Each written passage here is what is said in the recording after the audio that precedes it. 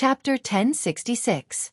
Li Yi wondered if it was in a woman's nature to forget her husband after giving birth. It was like this when Rui gave birth to Li Duan, and it was the same after Zuamo gave birth to Li Mu. The young princess of the Li family, Li Mu, was now the apple of everyone's eye. At home, she was much more popular than Li Duan and himself. Li Duan wanted to learn kung fu from Mississippi Liu, so Mississippi Liu handed him over to Yang Liuqing for the time being. He swore to protect his sister, so he had to practice kung fu with tears in his eyes. Fortunately, although it was hard, he persevered. Li Duan was already 3.5 years old, so it would be good for him in the future if he could train his body a little. Women in confinement needed special care, so Li Yi had not been idle these days. He had taken into consideration both nutrition and taste. He had put in a lot of effort. Li Xian had been in the land of chaos, and he had sent a letter saying that he would be back tomorrow. This also meant that they would not stay in Suzhou for long, and they would be returning to the capital. Although one less Li Xian in the capital was not a big deal, he was still the emperor. Even if he could not stay in the capital, he could not always wander outside. So, Xiaoning had been in low spirits since yesterday. Li Yi thought for a long time, then looked at her and said, "If he doesn't want to go back, let him go alone." Xiaoning raised her head and smiled. She said, "Gathering and parting. When there is gathering, there will be parting, and when there is parting, there will be reunion. Parting is for a better reunion. There is mother, sister, and many things to do in the capital. I can't always be outside." Li Yi did not speak anymore. Xiaoning lowered her head and was silent for a while. Then she ran to the side, picked up a branch, and drew criss-crossed lines on the ground. She said, "Sir, let's play chess, beast chess." Beast chess was the first game that Li Yi taught her, and it was also the first game that she knew. It was taught by Li Yi to her, and after she carried it forward, it quickly became popular in the capital, especially among young children. She played very slowly and methodically. This made it difficult for Li Yi to use ultimate moves such as Little Dumbo, Tigger, and the universe's invincible celestial hound. Fortunately, he won and lost this time, and the probability of winning and losing was between 50 and 50. This made him even more sad. He knew that in chess, he would never have a chance to surpass Xiaoning in his life. He could not believe that she could actually win and lose one game, and she could not win one game more. As the game went on, even Bai Su, who was standing behind, saw it and looked at him with slight contempt. So the game of chess could not go on.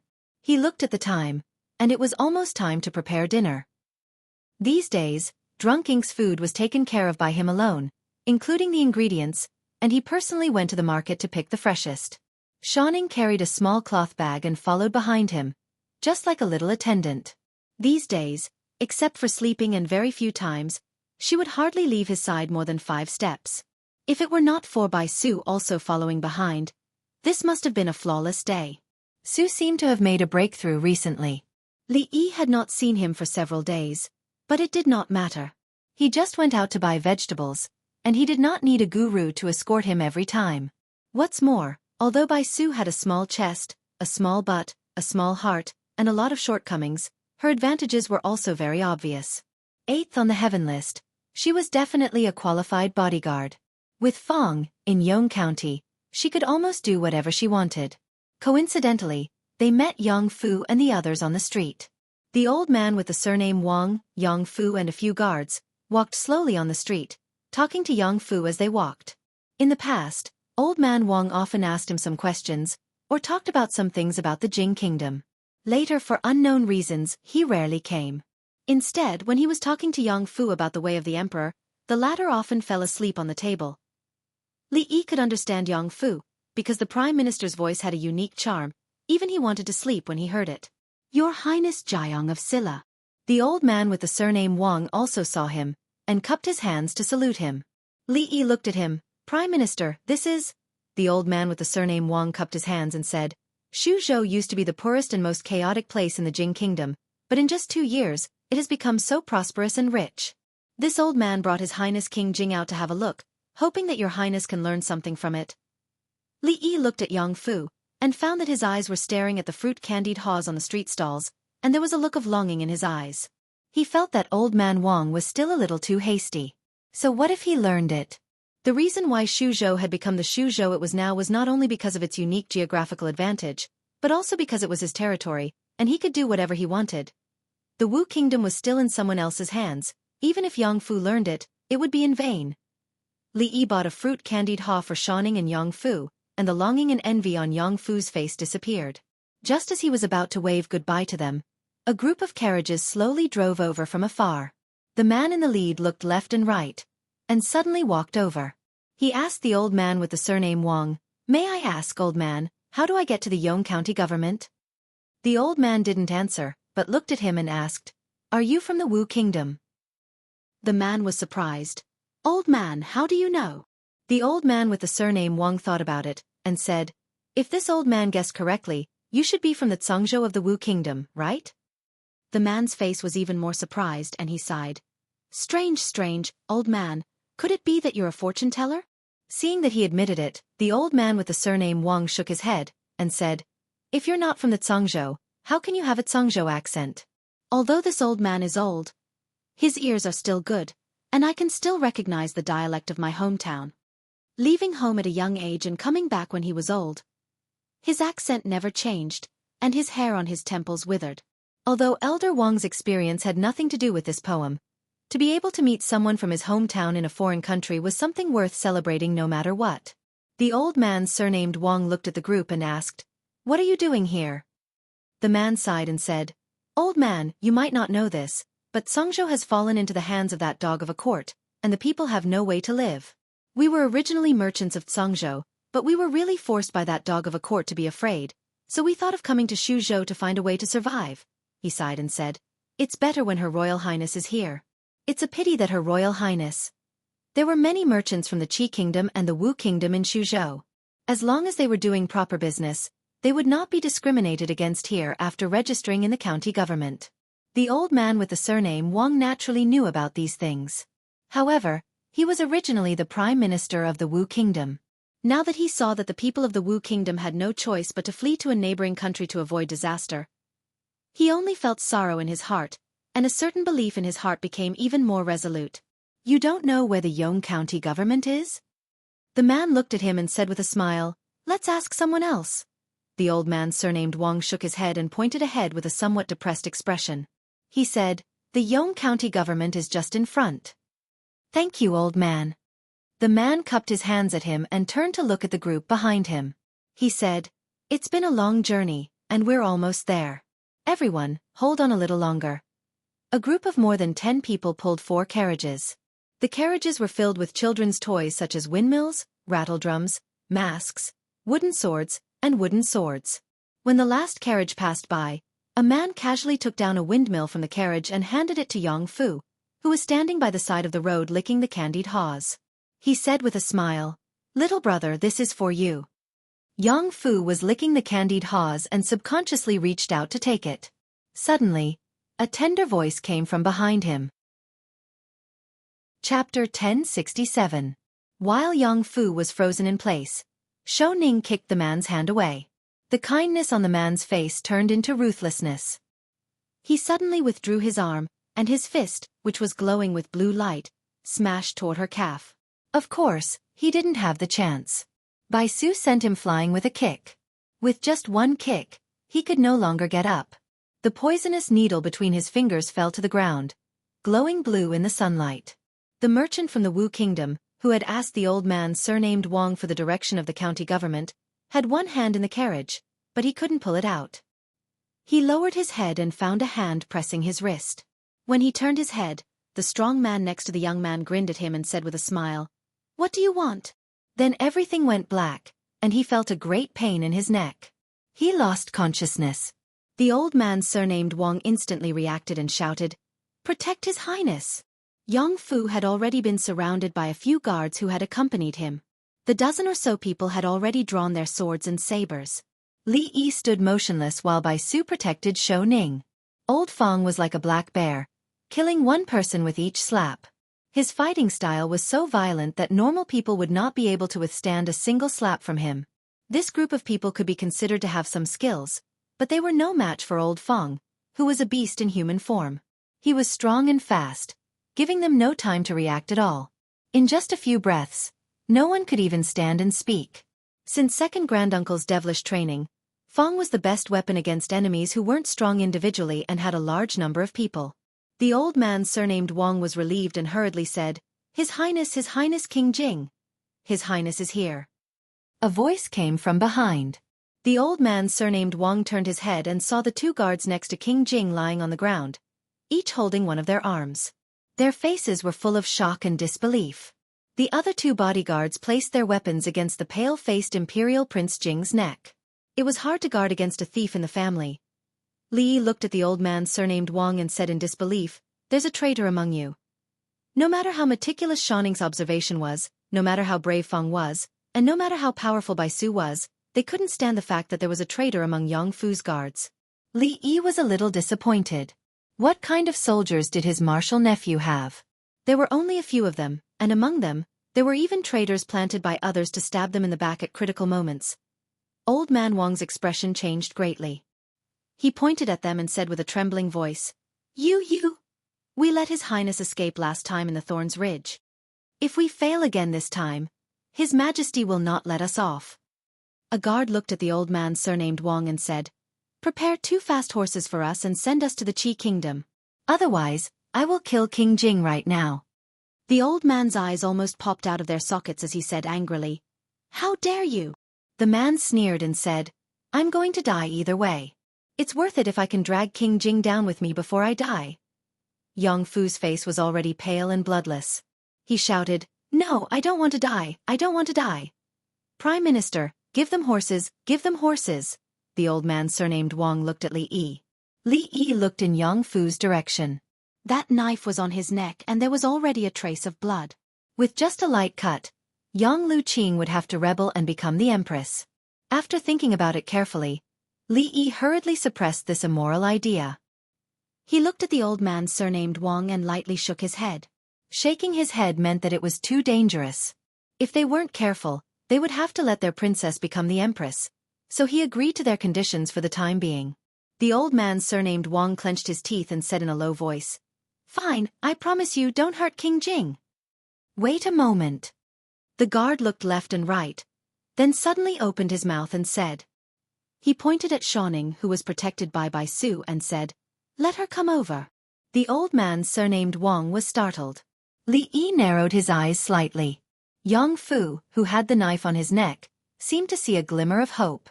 He shouted, Yes, she is the princess of the Jing Kingdom. She is more important than me, she is more important than me. Just tie her up. Let me go, let me go. The old man surnamed Wang's body swayed. He looked at Yang Fu as if he was looking at a stranger. His lips trembled, but he couldn't say a word. If it weren't for this little princess, King Jing would have been dead. How could he say such a thing? His body also began to tremble. His eyes dimmed and his face was ashen. The guard had just said it casually. He could only see that the girl was of noble status, but he didn't expect her to be so noble. If he tied her up, wouldn't their chances of escaping be greater? He pointed at Shanning again and said loudly, Let her come over or I will kill King Jing right now. If we die together. Then let's kill her. Li Yi walked over and took Shanning's hand. He said, Let's go home. If we go home late, the fish won't be fresh. It was because the fish purchased by the residents wasn't fresh that he and Shanning came out to buy live fish. If the fish were dead, they would have to come out to buy it again. He looked back at Fang and said, Don't forget to have someone clean the floor later. The two guards looked at him with a stunned and shocked expression. Then kill him. This was King Jing, not some random cat or dog. How could he just kill him? If he killed King Jing, what reason could the princess and the others have to rebel? This person, how could this person do this? You want to harm me, you want to harm me. Yang Fu's face became even paler. His face was full of despair. He shouted, My royal sister will not let you go, my royal sister will not let you go. Li Yi sighed. He didn't sigh for Yang Fu, but for himself. He thought that Yang Fu was just a naughty and spoiled child. As long as he put in some effort, he would be able to bring him back to the right path. Obviously, he was too naive. The surrounding crowd had already retreated when the group of people took action. They were watching from afar. You. One of the guards pointed at Li Yi and said angrily, Don't think that I don't dare to do it. Li Yi waved his hand. You do it. I'm watching.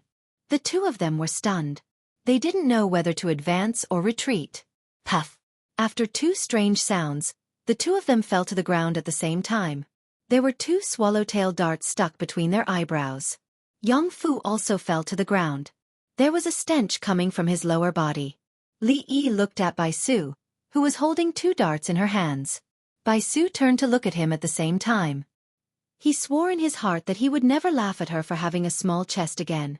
The Yamen runners began to separate the crowd and gathered here. Fong pointed at the dozen people on the ground and said, "Take them back to the county office first." Then he pointed at the two people with darts between their eyebrows and said, "Take the bodies away." The old man surnamed Wang came to his senses. His eyes were dull. He looked at King Jing, who was paralyzed on the ground and had lost control of his bowels. He walked over and slowly squatted down. He didn't mind it. He picked him up and walked toward the crowd step by step. Ouch! The crowd dispersed. Hearing the sound, Li Yi hurriedly turned his head and looked at Xiaofan. He asked with concern, "What's wrong?" She frowned and whispered, "I was careless just now and sprained my ankle. Go back and ask Sister Rui to take a look at it." Li Yi squatted down to check and found that it was not serious. It was just a little swollen. He must have sprained his ankle. He turned his back to her and said, "Get up." Xiaofan blushed. She lay on Li Yi's back and put her arms around his neck. She said with a red face, This is not good." He had never seen anyone so happy after spraining their ankle. Li Yi tilted his head and looked at her. Xiaofan put her arms around his neck and asked, "Sir, I sprained my ankle. Can I not go back to the capital right away?" "Go back to the capital? Let's recover first." Li Yi turned his head and said angrily. She lay on Li Yi's back with a happy smile on her face. She felt that the pain in her ankle was not as bad anymore. Li Yi carried Xiaofan on his back. He looked at Bai Su, who was walking beside him, and suddenly said, "Miss Bai." Ever since he saw her skill with darts, he felt that as a man, he shouldn't be too stingy. He should take the initiative to find a chance to repair their relationship. "What?" Bai Su crossed her arms and glanced at him. She said emotionlessly, "I have a few secret recipes here." He glanced at her chest and said, "They can improve your figure?" Bai Su was stunned at first. After she understood what he meant, she immediately blushed and said angrily, "What do you mean?" "Pretend I didn't say anything." Li Yi shook his head. Since she didn't care, he wouldn't say anything. Xiaofan lay on his back and giggled. Bai Su lowered her head and remained silent. After a while, she turned to look at him and asked softly, "The secret recipes you mentioned really work?" Chapter 1068. Li Yi didn't expect Bai Su, who could only be considered half a woman, to care about her figure. He generously told her the secret recipe of the breast enhancement soup. He didn't have to worry that the effect wouldn't make her angrier. After all, this was personally tested by Emingzu. Bai Su wasn't even as good as Emingzu in the past, so the effect would definitely be more obvious. No matter how stingy this woman was, after drinking his soup, she wouldn't stab him with a dart, right? Xiaofan's ankle was really sprained, but it wasn't too serious. Rui took a look and massaged her for a while. She told her that as long as she had a good rest, she would recover in 3 to 5 days. Who would have thought that after Rui warned her for a while, she couldn't help but get out of bed. As a result, she tripped at the door and sprained her ankle even more seriously. This time, it wouldn't be a matter of 3 to 5 days. She would have to rest in bed for at least a month to ensure that she would recover to the same state as before she was injured and not leave any future problems. As her injury worsened, she seemed to be even happier.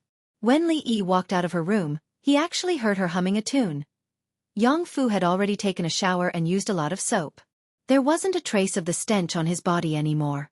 There wasn't a single guard in the room, so he felt more at ease. He was afraid of guards now. Prime Minister Wang stood in the middle of the hall. There was a brown stain on his body that emitted a foul smell. The smell made Yang Fu want to vomit, but he couldn't vomit because it was the smell he got when the Prime Minister carried him back after he had lost control of his bladder. He still hadn't recovered from today's events. He had nearly died when the man had handed him the windmill, when the god had put his sword to his throat. He had nearly died. He touched his neck. There was a blood stain on it, and it still hurt a little when he touched it. If the knife was a little sharper, his head wouldn't be on his neck anymore. Fortunately, everything was over. That man actually let those two traitors kill him.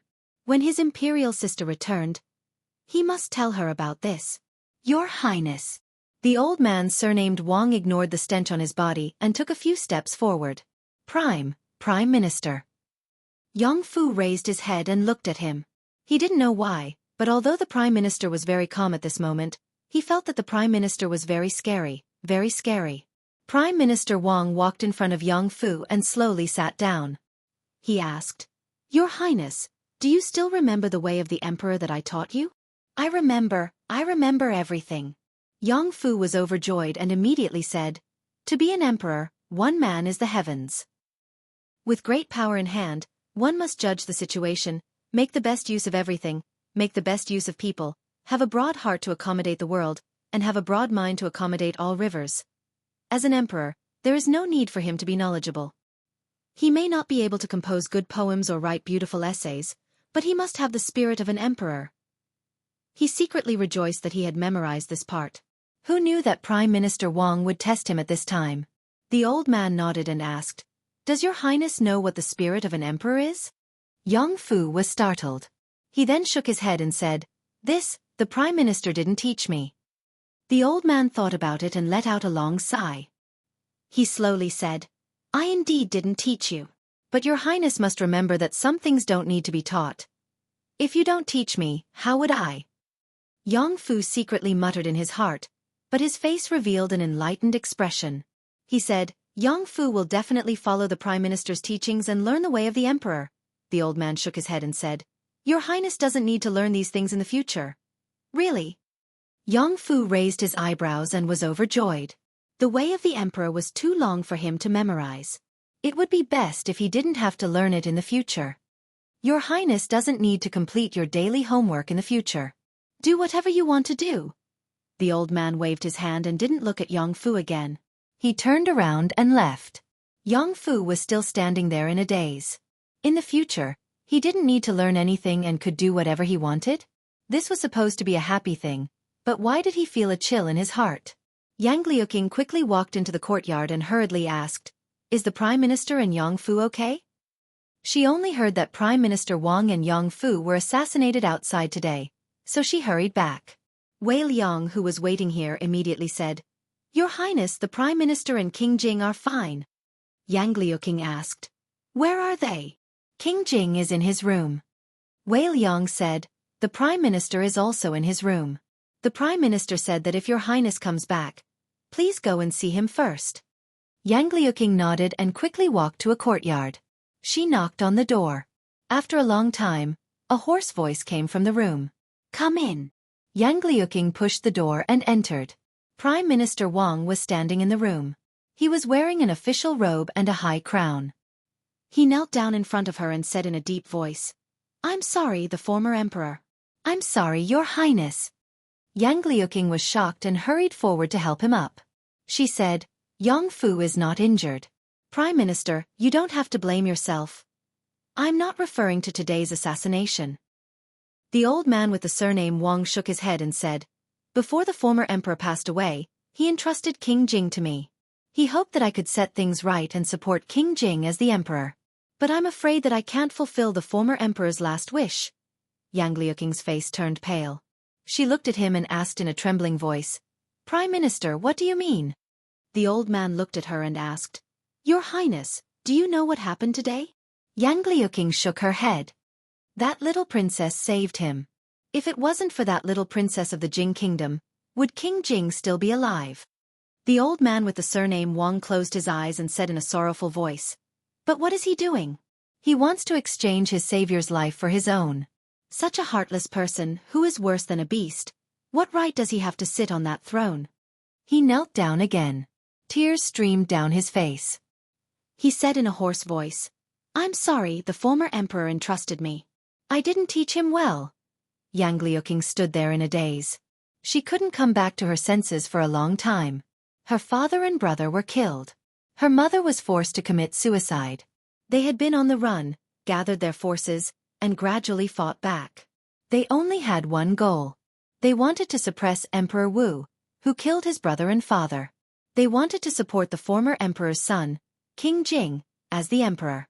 Giving up on King Jing meant giving up on themselves. Without this reason, they were traitors and plotting a rebellion. It made a big difference to them whether King Jing became the emperor or not. However, as Prime Minister Wang said, Yang Fu, he didn't deserve to be the emperor. That's good. After a long silence, a smile of relief finally appeared on her face. She helped Prime Minister Wang up and said, "Let General Wei and General Chen dismiss those officers and soldiers. Let them divide the rest of the money. I've always made a mistake. In fact, Your Highness has also made this mistake." The old man shook his head and said, "King Jing is only King Jing. He can't represent anyone except himself. He can't represent the officers and soldiers, and he can't represent the world." Yang Liuqing was startled and looked at him. The old man knelt down again and kowtowed to Yang Liuqing 3 times. When he raised his head, his expression was solemn. He said in a loud voice, "I beg Your Highness, for the sake of the former emperor's last wish, for the sake of the people of the Wu Kingdom, to suppress the traitors, to ascend the throne." Chapter 1069. Suppress the rebels and ascend the throne as the emperor. Yang Liuqing looked at Prime Minister Wang, who had a solemn expression on his face. His lips parted and he said with difficulty, How is this possible? Why is it not possible?" Prime Minister Wang raised his head and looked at her with bright eyes. He asked, "Your Highness has been in the Jing Kingdom for a long time. Do you know the eldest princess of the Jing Kingdom?" Yang Liuqing nodded subconsciously. The eldest princess of the Jing Kingdom, Lie Mingzhu, was unparalleled in beauty and martial arts. She also had the ability to govern the country. She was close friends with her martial uncle. She was her master's strong rival in love. Prime Minister Wang gritted his teeth and said, "Since the Jing Kingdom has a princess in charge, why can't our Wu Kingdom have an empress?" "But," Prime Minister Wang looked at her and continued to ask, "Your Highness, do you think that we can still pin our hopes on Imperial Prince Jing?" Yang Liuqing shook her head. "If that's the case," Prime Minister Wang kowtowed again and said loudly, "This old official sincerely requests Your Highness to ascend the throne." The door was pushed open with great force and 2 figures walked in quickly. Wei Liang knelt down on one knee, raised his head and said loudly, "This official sincerely requests Your Highness to ascend the throne." Chen Qing knelt down next to Wei Liang and said respectfully, "This official sincerely requests Your Highness to ascend the throne." Yang Liuqing looked at their solemn expressions and couldn't help but take a few steps back. A certain sturdy wall in his heart seemed to be shaken at this moment. Li Yi used the extremely sharp dagger that Mississippi Liu gave him to make a crutch for Shawning. If she really had to lie in bed for a month, she would probably die of boredom. In order to stay here for a longer period of time, she purposely sprained her ankle and worsened her injury. Li Yi was angry and distressed.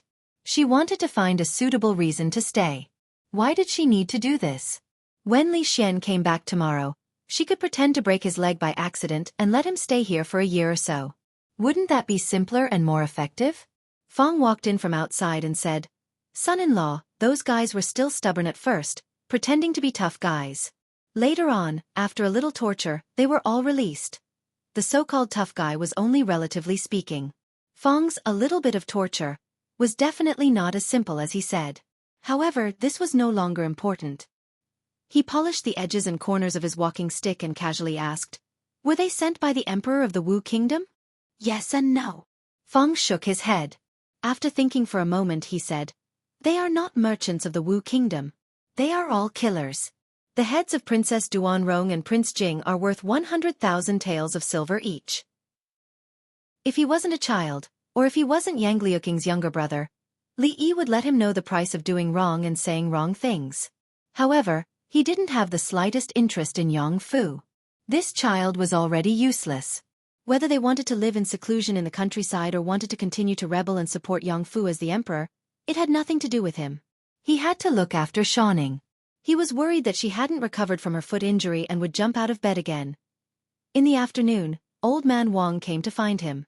At that time, he was massaging Shawning's sprained foot. She was giggling because of the itch. The massage technique was taught to him by Su. She said that she didn't want to owe others a favor. In the martial arts world, it's not a burden to have more skills.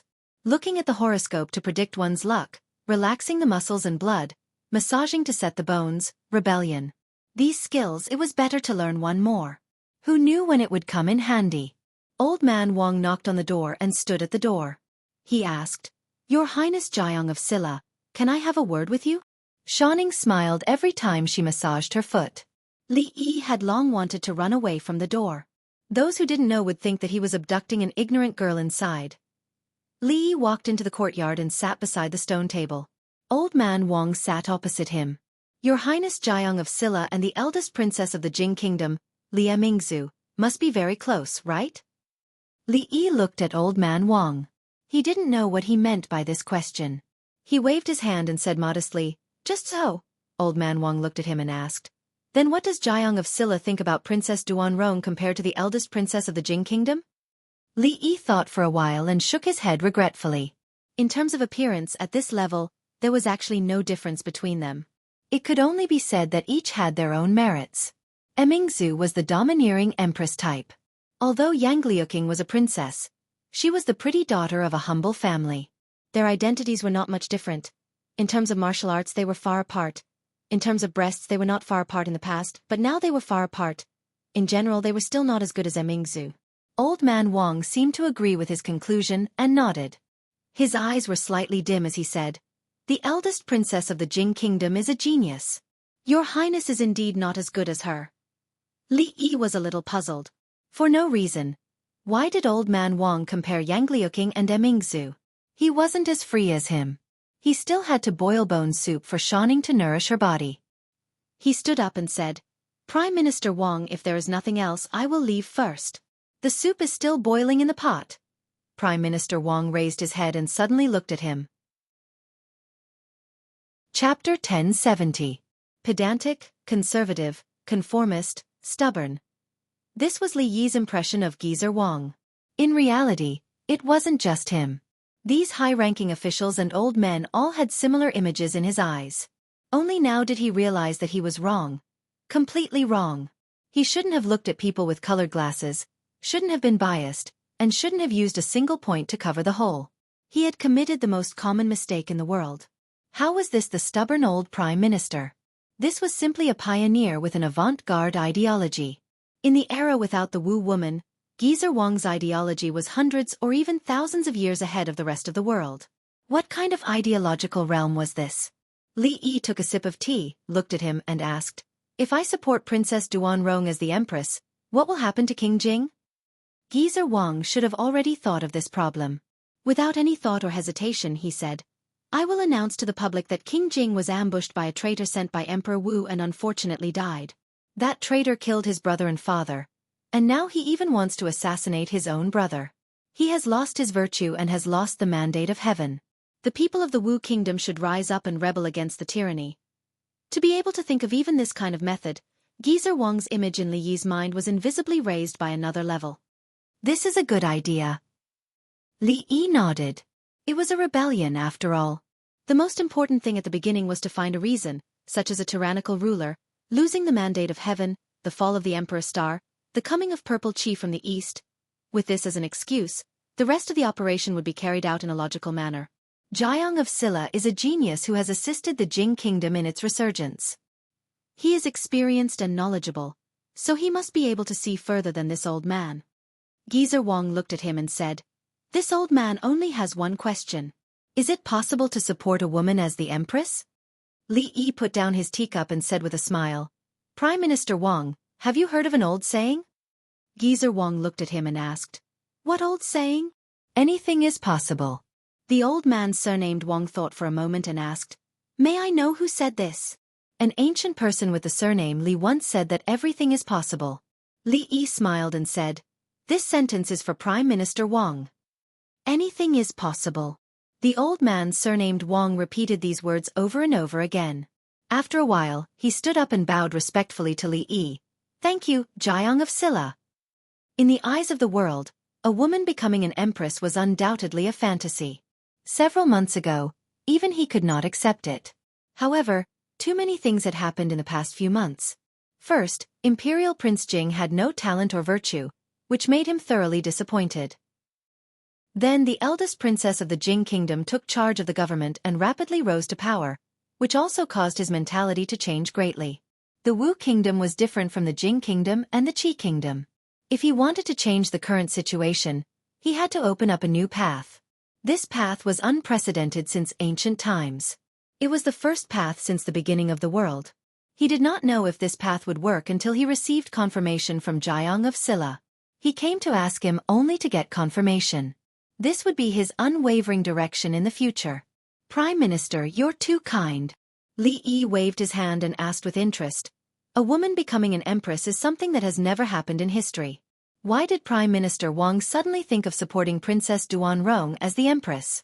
I'm afraid it's not just because Imperial Prince Jing has lost his virtue, right? The old man surnamed Wang asked in return. Since the Jing kingdom has an empress, why can't our Wu kingdom have one? Li Yi said in surprise. Since when did the Jing kingdom have an empress? Although she doesn't have the title of empress, she is the real empress. The old man surnamed Wang said with certainty. The Jing kingdom's emperor is muddle-headed and lazy. He is thousands of miles away from the capital city. All the affairs in the court, big or small, are handled by the eldest princess, Li Mingzu. If she isn't the empress, then what is she? Cough. Li Yi covered his mouth and coughed softly. The old man surnamed Wang waved his sleeve. The Jing kingdom needs a vice emperor, but the Wu kingdom doesn't need one. We only need to support the eldest princess as the empress. As for the other matters, we'll discuss them after we've cleared out the rebels. Li Yi took a sip of tea to moisten his throat. This time, he did not have to cough anymore. Li Xian walked over from behind and put his arm around the old man surnamed Wang's shoulder. He smiled and said, Come and tell me. Tell me why the Jing kingdom's emperor is muddle-headed. Who did it? Li Xian had returned half a day earlier. When he found out that Xiaoning was injured, he was extremely angry. He looked at Li Yi and said angrily, I've only been gone for a few days, and you've already injured Xiaoning. How did you protect her? How can I be at ease when I hand her over to you in the future? Li Yi could not refute this matter. Xiaoning used her other uninjured leg to hop over and said, Brother, it's not Mister's fault. It's all my fault. Where's the assassin? Who sent him? Li Xian's anger had not dissipated. How dare he assassinate the Jing kingdom's princess? I'm going to hack him into pieces. The Wu kingdom's emperor. Li Yi looked at him and said, The assassin was sent by the Wu kingdom's emperor. Why don't you send your troops to wipe out the Wu kingdom? I'll lend you the red barbarian cannon and give you a 20% discount on the new weapons. Li Xian quickly calmed down. The war between the Jing kingdom and the Qi kingdom and the Zhao kingdom had just subsided for less than 2 years. They were still at the stage of stabilizing the national economy. It was impossible for them to wipe out the Wu kingdom for no reason. Even if Li Xian agreed, the courtiers would not agree. Li Xian had nowhere to vent his anger. He gritted his teeth and said, I'll go and see how the old man's writing is going. Meditate and reflect on one's own mistakes. Don't talk about other people's wrongs while chatting. This ancient saying was very good. Don't speak ill of others behind their backs. Because old man Wang spoke ill of Li Xian behind his back, he was taken down by 2 imperial consecrators on the spot. The 2 consecrators were older than him, and there was no such thing as respecting the old and loving the young. Li Xian did not make things difficult for him. He just locked him in his room and made him write a 5,000-word reflection. The content of the reflection was to praise him, saying that he was wise and mighty, indomitable, talented and good-looking, and a famous ruler throughout the ages. Li felt that old man Wang, as the prime minister, should not lack a 5,000-word vocabulary. If Li Xian did not vent his anger on him, it should not be a problem for him to double the number of words. As it turned out, Li Xian did not do things in such a low-end way. He only made old man Wang read what he had written with great emotion. According to an imperial god who did not want to be named, the old man fell down before he finished half of the content. When he fell down, he vomited and had diarrhea. It was extremely miserable. Li Yi had not seen old man Wang for 3 days, and it had also been 3 days since he saw Yang Fu. In these 3 days, Yang Liuqing did chores such as cleaning the courtyard and drying the clothes as usual. She was more like a servant girl of the Li family than a princess. She never talked much. She just buried herself in her work and had little communication with Rui. Until the morning of the third day, the weather was sunny and the breeze was gentle. Li Yi came out to bask in the sun with Xiaofan in his arms and played chess with her casually. Rui stood behind him and watched the game. Many times, she expressed her disdain for his loss to Xiaofan. Rui, Ruoqing and third Miss Chen took turns to take Li Mu from Zue Mo's hands and walked around the yard with her in their arms. A little further away, Yang Liuqing was helping Li Duan correct his movements. Under her guidance, Li Duan had been able to play a complete set of boxing. Of course, his fist technique only had the form, it did not have any power. Compared with Xiaofan, Li Yi's chess skills seemed very bad, or even no chess skills at all. So it made Mississippi Lu have the illusion that she could also beat him. This illusion was completely dispelled after 5 consecutive defeats.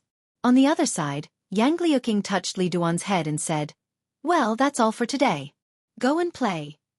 Li Duan cupped his hands to her in a chivalrous manner and ran to the other side to see his sister. Yang Liuqing turned around and saw that her master was blaming Uncle Li Yi for losing the game. The place where Uncle Rui was also warm. She looked at the situation in the small courtyard and couldn't help smiling. For her, there was no place in this world that could compare to this place. She stood in the shadow of the trees, facing a warm and harmonious family. When she turned around, there were only knives, spears, swords, halberds, mountains of corpses and seas of blood. She walked out of the shadow of the trees and into the sun, but it seemed that she had walked into the deeper shadow. She walked to Li Yi and Rui with a smile on her face and said, "Master, Uncle, I'm here to say goodbye to you." Chapter 1071. Mississippi Lu's disciple did not belong here. Li Yi had long known that this day would come. Her injuries had healed a long time ago, and her martial arts had also improved. These days, she had never mentioned a certain matter, but it did not mean that she had let it go or forgotten it. In her eyes, there was the great hatred of her parents and brothers, as well as the people of the Wu Kingdom. She could let it go for a while, but she could not let it go forever. Mississippi Lu held a chess piece in her hand, and after a moment of silence, she asked, "When are you leaving?" Yang Liuqing lowered his head and said, "Tomorrow." Mississippi Lu put down the chess piece and said, "Got it. Master Martial Uncle, I will leave first." She lowered her head and fell silent. After a long time, she said in a low voice and turned to leave. When she reached the gate of the courtyard, her footsteps paused. With this step, she would be in 2 completely different worlds, 2 completely different lives. Unfortunately, she had no other choice. She looked back again, turned her head, and strode out. This game of chess was not finished, because the players were not in the mood. Li Yi was a bit conflicted. He had never expressed any intention of helping Yang Liuqing. First, it was because what she wanted to do was too important and risky, and it required a great investment of money. If he helped her with all his strength, even he could not afford it. Second, it was because fundamentally speaking, he was not helping Yang Liuqing, but Yang Fu. Yang Liuqing was his martial nephew, his own martial nephew. Who was Yang Fu? But now it was different. From a sociological point of view, Yang Fu was already a dead man. He could not appear in front of the people of the Wu Kingdom again. For the rest of his life, he could only choose to be an ordinary person. And if he was not in a hurry, he did not need to use the red barbarian cannon to blast his way through. He could take the dog head of the emperor of the Wu Kingdom within 3 months and take the simple and violent route. In fact, the rebellion could be done slowly. He only needed to provide some strategic support and weapons support to help her mobilize the strength of the people of the Wu Kingdom, unite the front, and advance step by step. To be honest, it had always been a regret in his heart that Emingzu did not sit on the throne. However, since things had come to this, he could not possibly rebel against Li Xian. Now, there was a great opportunity in front of him. If he missed it, it would be a pity. After all, if he missed this opportunity, he wouldn't get another one. Li Yi looked at Mississippi Lu, thought for a moment, and said, "This is her choice." Mississippi Lu stood up and walked back to her room. Li Yi sighed. He knew that Rui was conflicted. On one hand, she wanted to help her only disciple, but on the other hand, she had to think about everyone else. She would no longer act on impulse or passion. He carried Xiaofan back to the room, walked out again, and sat back in his original position. He pondered for a long time, but still couldn't make a decision. "What's wrong?" Are your hands itching? Li Xian walked in from outside and sat opposite him. He looked at him and asked with interest. Li Yi glanced at him. What do you mean itching my hands? Stop pretending. Li Xian looked at him and said, I know. Your precious disciple nephew will be leaving tomorrow. Li Yi needed to correct a mistake. Yang Liuqing was Mississippi Lu's precious disciple, and his disciple nephew. There was no need to add any attribution in front of the name, disciple nephew. He looked at Li Xian and said, she has her mission. Do you think that everyone is like you, not doing a proper job and being muddle-headed and lazy in politics? Keep pretending. Li Xian crossed his arms and looked at him as if he had seen through everything. He said, I don't believe that you are not tempted by her. Li Yi looked back. Rui and the others had entered the room, and Mississippi Lu was not outside. He then looked back at Li Xian with a slightly angry expression. Although we are very familiar with each other, don't talk nonsense. Do you think I don't know you? Li Xian waved his hand and said, don't think that I don't know. You wanted Mingzu to be the empress, but that incident happened and the plan failed. I know that you must have regrets in your heart. You want Mingzu to be the empress, and you want your second daughter to be the empress. He looked at Li Yi and suddenly asked, tell me honestly, do you have any special fetish? Do you especially like empress, queen and princess? Mingzu, Shaoning, Yang Liuqing, Yongning. You must have this fetish. Li Xian looked at him and continued. This time, it was personally suggested by that old man. I don't believe that you will miss this rare opportunity. Slander, naked slander. The reason why he was conflicted was because he did not want his martial nephew, his own martial nephew, to die for nothing. He also did not want Mississippi Lu to fight for Zhongtian or not. It might become a lifetime of regret in the future. Li Xian, that son of a bitch, what was in his head? Not to mention Mingzu. Shaoning is still a child. Yang Liuqing is his martial nephew. Yongning is his younger sister. Despicable, shameless. Li Yi pointed at him and said angrily, get out of my sight right now. Don't, are you angry because of this? Li Xian shook his head and said, this is not a secret. We still have many spies in the Wu kingdom. If you need them you can call them. Li Duan stood beside Li Yi, pulled his sleeve and asked, Father, where is senior sister going? If the Li family was compared to a sect, then Rui, and him should be the first generation, and now there were also Ruoqing and Zueimo. Yang Liuqing was Rui's disciple, and counted as the second generation. Li Duan and Li Mu, in the future, there might be Li Xiao and Li Rong, and their other children were also the second generation. In this generation, Yang Liuqing was the eldest. Li Yi patted Li Duan's head gently and said, senior sister is going back to her hometown. Li Duan was a little disappointed when he heard this. Senior sister was gone, and there was one less person to play with him. But even he wanted to go back to the capital and see Xiao Rui. Senior sister had been away from home for so long, and she must be very homesick. Old man Wang got into the carriage early. He was too ashamed to see anyone now, especially Li Xian. At his age, he was caught on the spot criticizing others behind their backs, and then he suffered inhuman torture. This would be a stain that this old man could not wash away for the rest of his life. Wei Liang and Chen Qing stood behind Yang Liuqing, looking resolute. There was a kind of rustling wind and cold water, and a strong man who would never return. Yang Liuqing walked to Mississippi Lu, knelt down on both knees, and respectfully bowed 3 times. He stood up and said, Master, I'm leaving. Take care of yourself in the future. Li Yi was half a step behind Mississippi Lu. He could clearly see her clenching and unclenching her fists. Yang Liuqing turned and left. After a few steps, he suddenly stopped and walked to Li Yi's side. He said, Uncle, I have a few words to say to you in private. Li Yi was startled. He confirmed that she was talking to him and not Mississippi Lu. After glancing at Rui, he turned and walked into the room. Yang Liuqing slowly followed. She looked up at Li Yi, and a smile appeared on her face. She said, after thinking about it carefully, there are some words that I still want to tell Uncle before I leave. I'm afraid that if I leave this time, I won't have the chance to say it again. Li Yi's lips parted slightly, and a look of surprise appeared on his face. What's going on? He suddenly thought of a ridiculous possibility in his heart, but he quickly erased this thought. This was too ridiculous. At this moment, Yang Liuqing had already begun to speak with a smile. Actually, Uncle has always been the person I admire the most in my heart. Li Yi secretly cursed in his heart. As expected, he had guessed correctly. Mississippi Lu was standing outside. If she wanted to listen, she could totally hear what he said. However, she was about to leave. Before leaving, Li Yi did not want to hurt her heart anymore. How should he reject her tactfully so that he would not hurt her? Should he tell a white lie?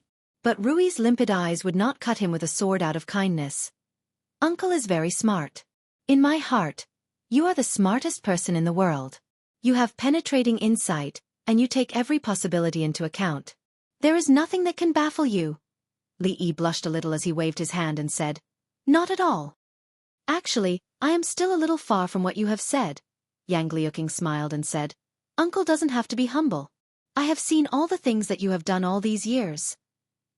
He did not expect that she had secretly been paying attention to him for so long.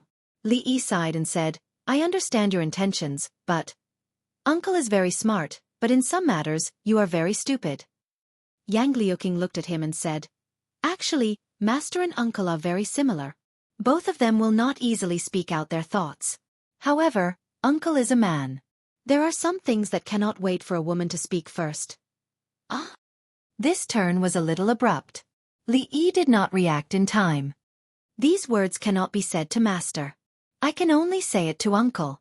Yang Liuqing looked at him and said, "From now on, I don't know when we can meet again. I don't know if we can meet again. Uncle, take care." She said this last sentence, turned around and walked out of the room. Li Yi looked at her back and sighed. He said slowly, "You, stop right there." He rubbed the space between his eyebrows. Because of a certain problem, he felt a slight headache. How to launch a successful rebellion in the ancient times. Waiting online. It's urgent. Chapter 1072. Yang Liuqing's footsteps paused, but she did not turn her head. "You are going to die like this," Li Yi shook his head and said. "Isn't it just a rebellion? It's not a big deal. Uncle Master will help you." Yang Liuqing's body trembled slightly. All these years, she had only shed tears twice when her father and brother had been killed, and when her mother had committed suicide, and when she had reunited with her master. She had brought Yang Fu with her when they had been chased by the imperial court. She had not cried when they had been on the run. She had not cried when they had fought their way out of a mountain of corpses and a sea of blood when they had been defeated by the imperial court. But at this moment, because of Li Yi's words, she had instantly burst into tears. She wiped her tears, and when she turned her head, her face was already smiling. She shook her head and said, "Uncle Master, I appreciate your kindness, but these are my niece's family matters. Please do not interfere." Li Yi looked at her and asked, "Do you know what the first rule of our sect is?"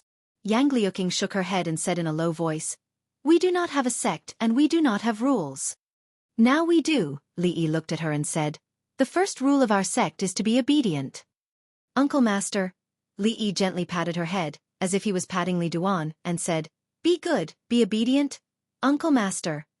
If you do not listen, you will be punished according to the sect rules." She looked at Li Yi's solemn expression, opened her mouth, and did not say another word. However, the tears in her eyes that she had been holding back rolled down uncontrollably, sliding down her face. At first it was only one or two, but then it became a string. She squatted on the ground and hugged her knees. Although she was still trying hard to hold back, she could not help but cry out. Li Yi was most afraid of girls crying. When Zumo cried, he could hug her and comfort her gently, but the person in front of him was his martial nephew. When Yang Liuqing cried, he didn't even know where to put his hands. Especially when Mississippi Lu heard the noise and walked into the room. She stood at the door and saw Yang Liuqing squatting on the floor, hugging his knees and crying. When she looked at him again, he didn't know what to do.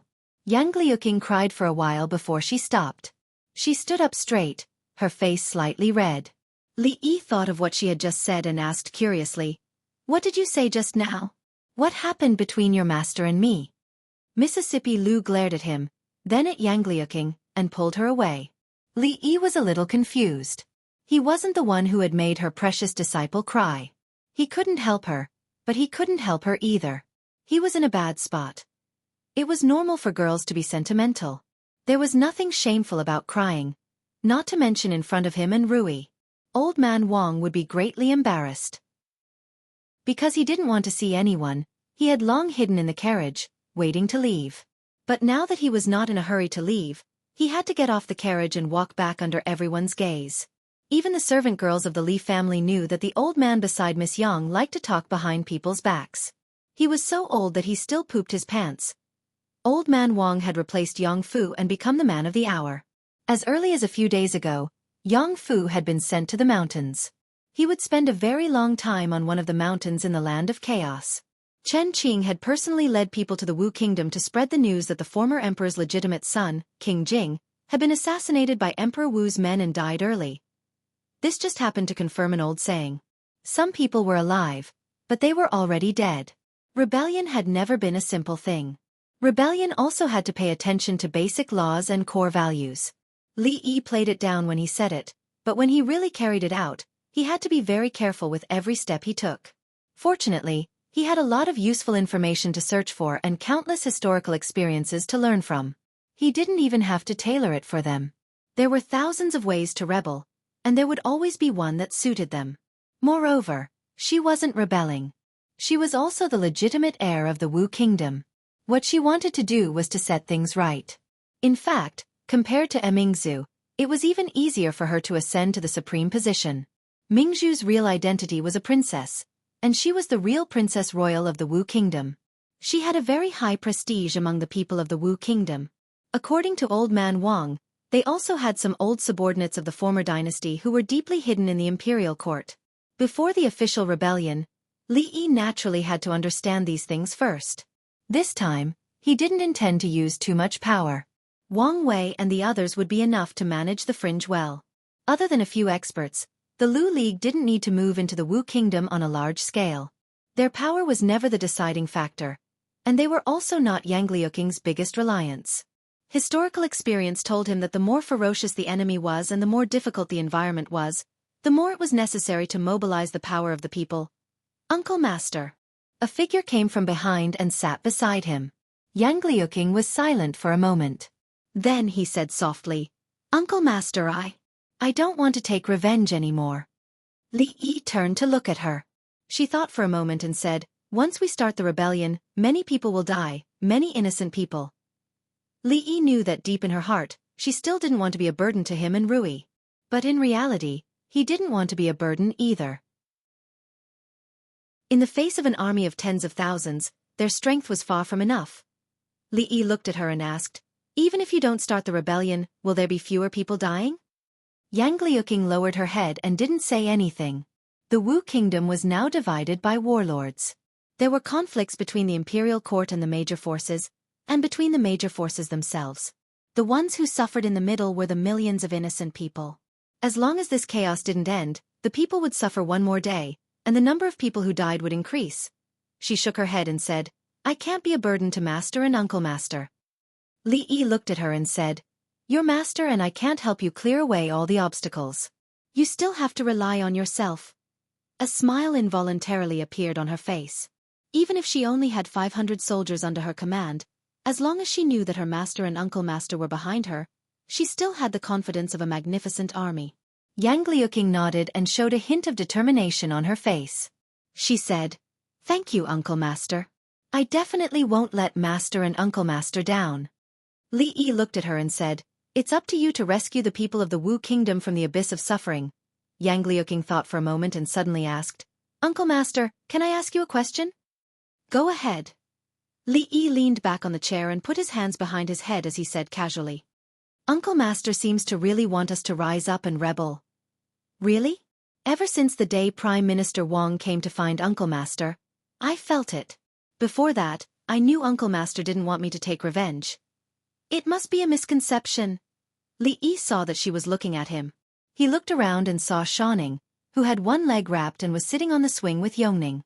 He thought for a moment and said, "If Emperor Wu hadn't killed his father and usurped the throne, you wouldn't have escaped to Xuzhou. If you hadn't escaped to Xuzhou, he wouldn't have sent people to kill you. If he hadn't sent people to kill you, Shaoning wouldn't have attacked that assassin. If Shaoning didn't attack that assassin, she wouldn't have sprained her ankle. Yang Liuqing looked at him with a trace of doubt on her face. So if Emperor Wu hadn't killed his father and usurped the throne, Xiaoning wouldn't have sprained her ankle. Li Yi looked at Xiaoning, who was not far away, and explained, "She's my disciple. If I don't avenge her ankle, I won't be able to take it lying down." He then looked at Yang Liuqing and said, "So, you have to work hard to end the situation of the Wu Kingdom's clique. Take back the country that the traitor stole from you. If Yang Fu can't help him, you can become the emperor yourself. Govern the Wu Kingdom well and return peace to the people." Yang Liuqing still didn't understand why they wanted to rebel when Xiaoning sprained her ankle. Chapter 1073. From the bottom of his heart, Li Yi actually did not want to persuade someone to be an emperor. This was the minister appointed by the late emperor of Wu Kingdom to entrust the orphan to him. He was the former prime minister, Old Wang. Through the deeds of the eldest princess of the Jing Kingdom in charge of politics, and coincidentally, he met the emperor of the Jing Kingdom in Suzhou, who looked the least like an emperor. After suffering a double blow both mentally and physically, he brainstormed for a while before coming up with this unprecedented idea that would shock the heavens and the earth and make the gods cry. Li Yi could swear to God that he had no part in this process. What was more coincidental was that it was Yang Liuqing who wanted to overthrow the tyranny of the Wu Kingdom, establish a new regime, and liberate the poor people of the Wu Kingdom. Who was Yang Liuqing?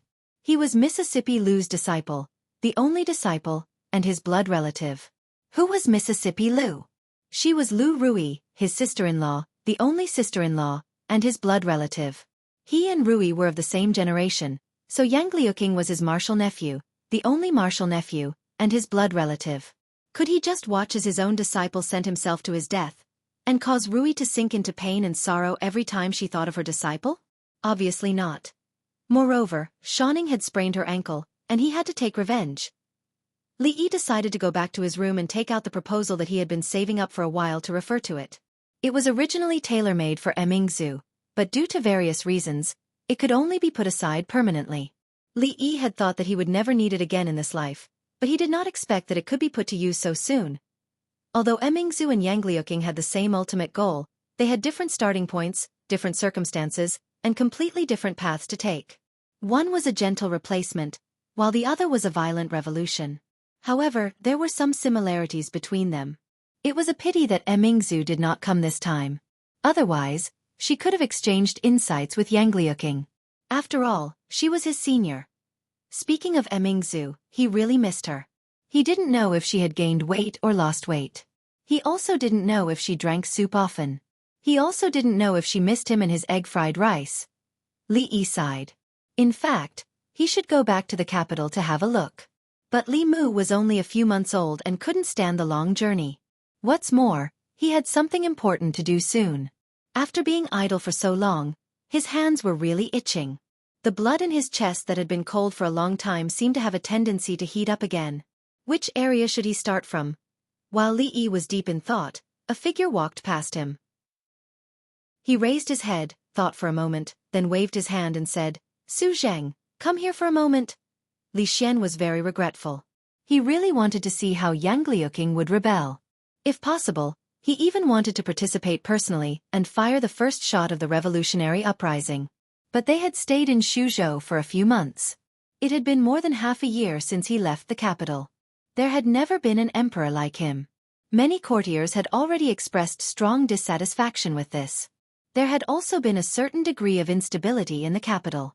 Moreover, he couldn't abandon his wife and children to wander outside. They were going back. Li Yi carried Xiaoning on his back and walked on the street. Her feet hadn't fully recovered, and it was inconvenient for her to walk with a cane. So during this period of time, Li Yi was her legs. Suzhou should have become the largest commodity trading center in the Jing Kingdom and even in the surrounding countries. In a small Yong county, they could buy the specialties of each country. They were going to leave tomorrow. Li Yi specially took her out to buy things today. Just the number of guards following behind to take the items was already more than 10. Bai Su followed by his side. She was Xiaoning's personal bodyguard. These days, she was inseparable from her, so naturally, she was inseparable from Li Yi.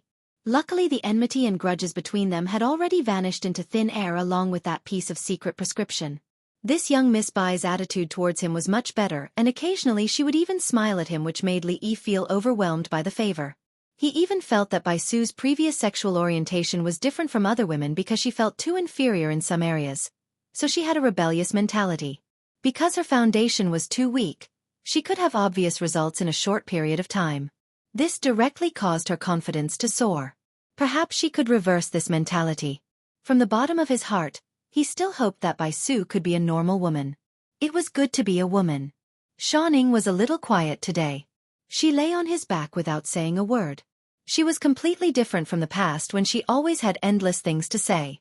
She didn't say a word, as if she had something on her mind. Whenever she was unhappy, Li Yi would always try his best to make her happy. However, today was different.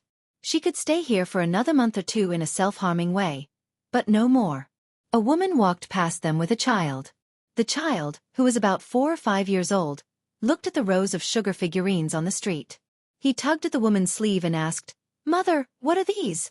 The woman looked back and said with a smile, "These are sugar figurines." The child looked at the sugar figurines in the shape of animals. His throat moved, and he asked, "Can these sugar figurines be eaten?" The woman smiled and walked forward to ask the old man blowing the sugar figurines, "Old man, can these sugar figurines be eaten?" Seeing his mother walk to the stall, the child's face lit up with joy. His eyes seemed to be shining. When the old man saw that there was a customer, he immediately nodded and said, "Yes. Madam, how many do you want?" "It's only 2 copper coins each." The woman turned back and stroked the child's head. She said, "Did you hear that? Grandpa said it can be." With that said, she held the child's hand and disappeared into the vast crowd. Xiaoning, who was lying on Li Yi's back, finally laughed. "Haha, sir, did you see that? That child was almost crying when he left." She wrapped her arms around Li Yi's neck and said, "Sir, I want to eat sugar figurines." She still remembered that the day before her husband left 2 years ago, he had bought her a lot of sugar figurines. She had not eaten them since then. Later, the old man who sold sugar figurines in the capital passed away. This was the first time she had seen sugar figurines since then. When Li Yi walked over, the old man got up from his chair and asked, "Sir, do you want sugar figurines? Do you want to blow them or draw them?" "The blowing ones are 5 copper coins, and the drawing ones are 2 copper coins." Li Yi thought for a moment and asked, "Can I blow one myself?" The sugar figurines that Xiaoning and the rest had eaten in the past were all drawn. This kind of sugar figurine was usually used to eat. It was more difficult to blow a sugar figurine, but the shape was three-dimensional and more aesthetically pleasing. The old man smiled and said, "Sir, don't underestimate these little sugar figurines. Even the simplest shape is not something that ordinary people can blow. Without years or decades of practice, you can't blow it well." Li Yi smiled and did not say anything. Although his library did not have much of a presence, it had never dropped the ball at critical moments. To think that he knew about astronomy, geography, elliptic hyperbola, hybrid biosphere, satellites in the sky, and submarines in the sea. How could a mere sugar figurine stump him? Although there was no book that taught him how to blow a sugar figurine, it was ultimately an art. Just like calligraphy and painting, they were different routes to the same goal. With the addition of body and breath control, how could a dignified expert on the heaven list not be able to do these? Under the old man's doubtful gaze, he washed his hands, took out a small piece of sugar paste, and skillfully pulled out a candy stick. At this moment, the old man's eyes were already filled with surprise. Xiaoning's eyes also lit up. As he blew, he pinched the sugar figurine with his hands. Soon, a simple figure appeared in his hands. The surprise in the old man's eyes had already turned into shock. The difficulty of blowing a person and blowing an animal were worlds apart. If he had not been immersed in this for decades, it would be impossible for him to be so proficient. Even if this young man had started practicing since he was in his mother's womb, it would still be impossible. This. He looked at the young man's rapidly changing hand gestures, and his body suddenly trembled. He suddenly looked at the girl on his back and cried out involuntarily, This is incredible, incredible!" Although it was just a sugar figurine, from the sugar figurine's figure, hairstyle, and slightly blurred eyebrows, it could be seen at a glance that the person he was blowing was the girl on his back. In addition to being shocked, the old man suddenly became vigilant. If the young people nowadays were all so powerful, his rice bowl would be ruined. "Sir!" Xiaoning hugged Li Yi's neck tightly. her face full of a blissful smile. Cough, be gentle, I can't breathe. Li Yi stuck the sugar figurine on a bamboo stick and handed it to her, saying, "This is for you." Bai Su looked at the happy and satisfied girl, and then looked at Li Yi. She finally understood why there were so many mistresses in the imperial residence. She did not know how many women he had tricked with this method. For a young girl like her who had not seen the world, this kind of trick was the most attractive. Even the chief that she admired the most was tricked by him using some unknown method. And Senior Rui was a grandmaster, and he could even trick a grandmaster. She must be more careful in the future. Beast! She looked at the beautiful girl on his back and the lifelike sugar figurine in her hands. She secretly spat in her heart. If you have the ability, blow one for her too. Chapter 1074. After blowing a candy figure for Xiaofan, Li Yi noticed that Bai Su was looking at him strangely. It was as if she was looking at a beast. He thought to himself, even if her breasts become bigger in the future, she will still be as narrow-minded as before. It's just that I gave it to Xiaofan and not her. So he blew another candy figure for her. It was a big-breasted woman with the same beautiful meaning and blessing. When the old man who sold the candy figure found out that Li Yi was not in the same trade as the one who blew the candy figure, he was obviously in high spirits. He insisted that he did not take his money. It was only a few copper coins, so Li Yi did not insist. Xiaofan held the candy figure in her hand. She could not bear to eat it until they returned home. Bai Su could not bear to eat it either. She looked at the candy figure in her hand enviously. Li Yi placed Xiaofan on the bed in the room and asked, "What do you want to eat today? I will make it for you." She counted with her fingers and said, "I want to eat spicy prawns, steamed fish, braised pork ribs, and sir's soup." Tomorrow, she and Li Xian would set off for the capital. Before that, Li Yi would fulfill all her requests. When Li Yi walked out of the room, Xiaofan sat on the bed for a while before jumping off. She put on her shoes and looked around the room. After a while, she found a brocade box and carefully placed the candy figure in it. Bai Su stood outside the door and looked at the candy figure in her hand for a long time. A trace of jealousy appeared on her face. She bit off the candy figure's breast. "I will be back," said Li Xian solemnly as he stood at the entrance of the prince's mansion. The fringe was a good place, especially the secret base that Li Yi had built there. In the past, the place he wanted to stay the most was the Academy of Sciences. But now, the Academy of Sciences was second to him. He looked at Li Yi and asked, "Where is Xiaofan?" Bai Su replied, "In the room." Li Xian sighed and said, "If only she could stay for a few more months." Li Yi looked at his legs, and Li Xian felt an inexplicable chill run down his spine, and he shivered. Li Yi looked at him and shook his head. "You guys go first. Wait at the city gate. I will bring her there in a while." In the room, Xiaofan's foot was still wrapped in white gauze. When she saw Li Yi, she said in a low voice, "Sir." Li Yi walked to the bed and squatted with his back to her. He said, "They have gone first. I will carry you to the city gate." "Wait a minute. I still have something to bring." Knowing that Mr. would carry her to the city gate, Xu Ning seemed a little happy. She hurriedly jumped off the bed, ran to the cabinet barefooted, and took out a small box. "Wait a moment, I still have something to bring." Knowing that her teacher would carry her to the city gate, Xiaofan was clearly happy. She quickly jumped off the bed and ran barefoot to the side of the cupboard. She took out a small box. Li Yi pretended not to see it, and she pretended not to see it. Li Yi pretended not to see it. Holding the box, she ran over, put on her shoes, and lay on his back. The sloppy old man glanced at her. "Little girl, you don't have eyes." Bai Su lowered her head and didn't say anything. She and Jiang of Silla could still bicker and glare at each other, but she didn't dare to get angry at the old man in front of her. Because Jiang of Silla couldn't beat her, and even 10 of her couldn't beat this old man. Xiaofan's personality was lively. In the past, she would always be like a little bird chirping around him. Now that she had grown up, she always spoke softly, but she still had endless things to say. She couldn't wait to tell her all the interesting things that happened in the capital after Li Yi left the capital. For example, Li Han, who all the civil and military officials wanted to have a good relationship with, was always despised by a little girl, Duan Wu. He even used his position as the dean and threatened not to graduate to force a student from the Mathematics Institute to pass on information for him. It was all because the student's sister was Duan Wu's good friend. There was also a certain important official in the court who couldn't stand his fierce wife at home. He went to the women's union to report that his fierce wife often used violence against him. She and Li Yi had been talking about such interesting things for a few months, but there was no end to it. No matter how long the road was, there would always be an end. Li Yi didn't know how many streets and alleys he had gone through, but at some point, he arrived at the city gate. "Teacher," Xiaofan suddenly said. "Yes."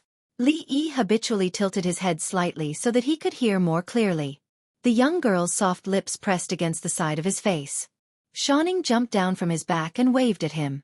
Her pretty face was full of smiles. "Goodbye, teacher." She ran into the city gate and looked back every 3 steps. Li Yi personally sent the caravan of nearly 100 people out of the city. The girl who had been waving at him for a long time on the carriage at the very front had already disappeared. He stood in place and watched for a long time until he could not even see the last shadow of the figure. Yongning stood beside him and held his hand. She asked, "Brother, when will royal sister come to see us again?" Li Yi thought for a while and said, "Maybe next year." Yongning smiled and said, "Next year, I'll be 10 years old next year.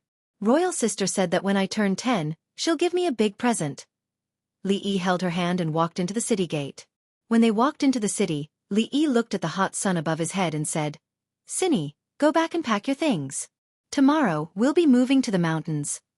"Okay, okay." The young girl seemed very happy. Her voice was clear. Fong said that next time, he'll bring me and Dwainer to the mountains to hunt rabbits. Wu Kingdom, imperial capital, inside the palace walls. The hot sun roasted the ground, and waves of heat hit. A eunuch ran through the palace gate. When he ran to a certain hole, he was already drenched in sweat. He didn't have time to wipe the sweat off his face or tidy up his clothes. He walked to the door of the hall and pushed it open. He stood respectfully in the hall and said, "Your Majesty, urgent report from Songzhou." In the hall, other than the young man sitting at the top, there were a few other people. A man in green cupped his fists and said, "Your Majesty, in the past 3 months, 3 more provinces in the northwest have rebelled. However, they aren't very strong. General Cheng has already led the army to suppress them. We should be able to receive good news soon." The young man nodded and looked at the eunuch. He asked, "What's the matter?" The eunuch knelt on the ground and said, "Your Majesty, urgent report from Songzhou, said that His Highness King Jing was assassinated a month ago. He has died." The young man clenched and relaxed his fists. He asked with a sullen face, "What did you say? King Jing was assassinated?"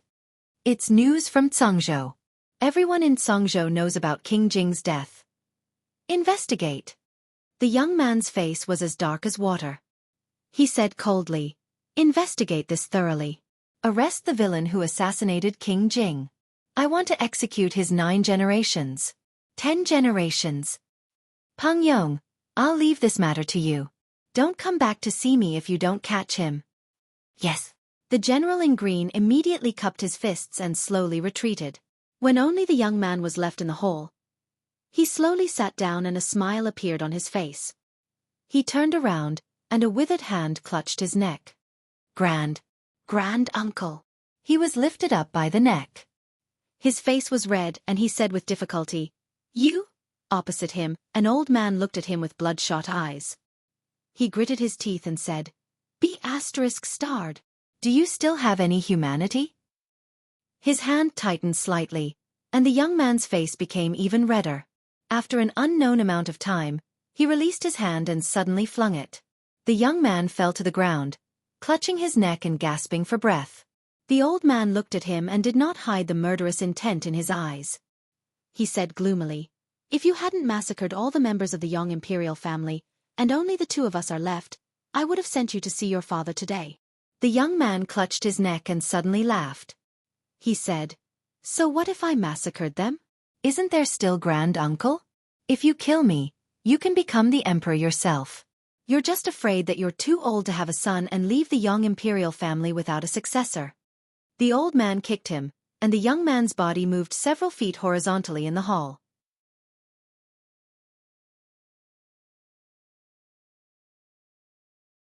Chapter 1075. Greetings, Elder Ancestor. Two eunuchs stood at the entrance of the hall. When they saw a figure in gray walking out, they immediately knelt on the ground. The old man did not even look at the two eunuchs and quickly left. The two eunuchs looked at each other and saw fear in each other's eyes. How could they not have heard the commotion in the hall just now? However, among the two people in the hall, one was the current emperor, and the other was the most revered elder ancestor of the royal family. A battle of this level was far from what they could participate in. When the elder ancestor was young, he was the most famous prince in the Wu kingdom. He had once personally led an army and won a war that almost overturned the Wu kingdom. After that, he quickly quelled a few rebellions in the country and captured countless people's hearts. However, just when he had won the hearts of the people and the court officials, and was only one step away from ascending to the throne, he inexplicably went to pursue some illusory martial path and left the imperial capital. There was no news of him for 20 years. At that time, the emperor was already beyond cure.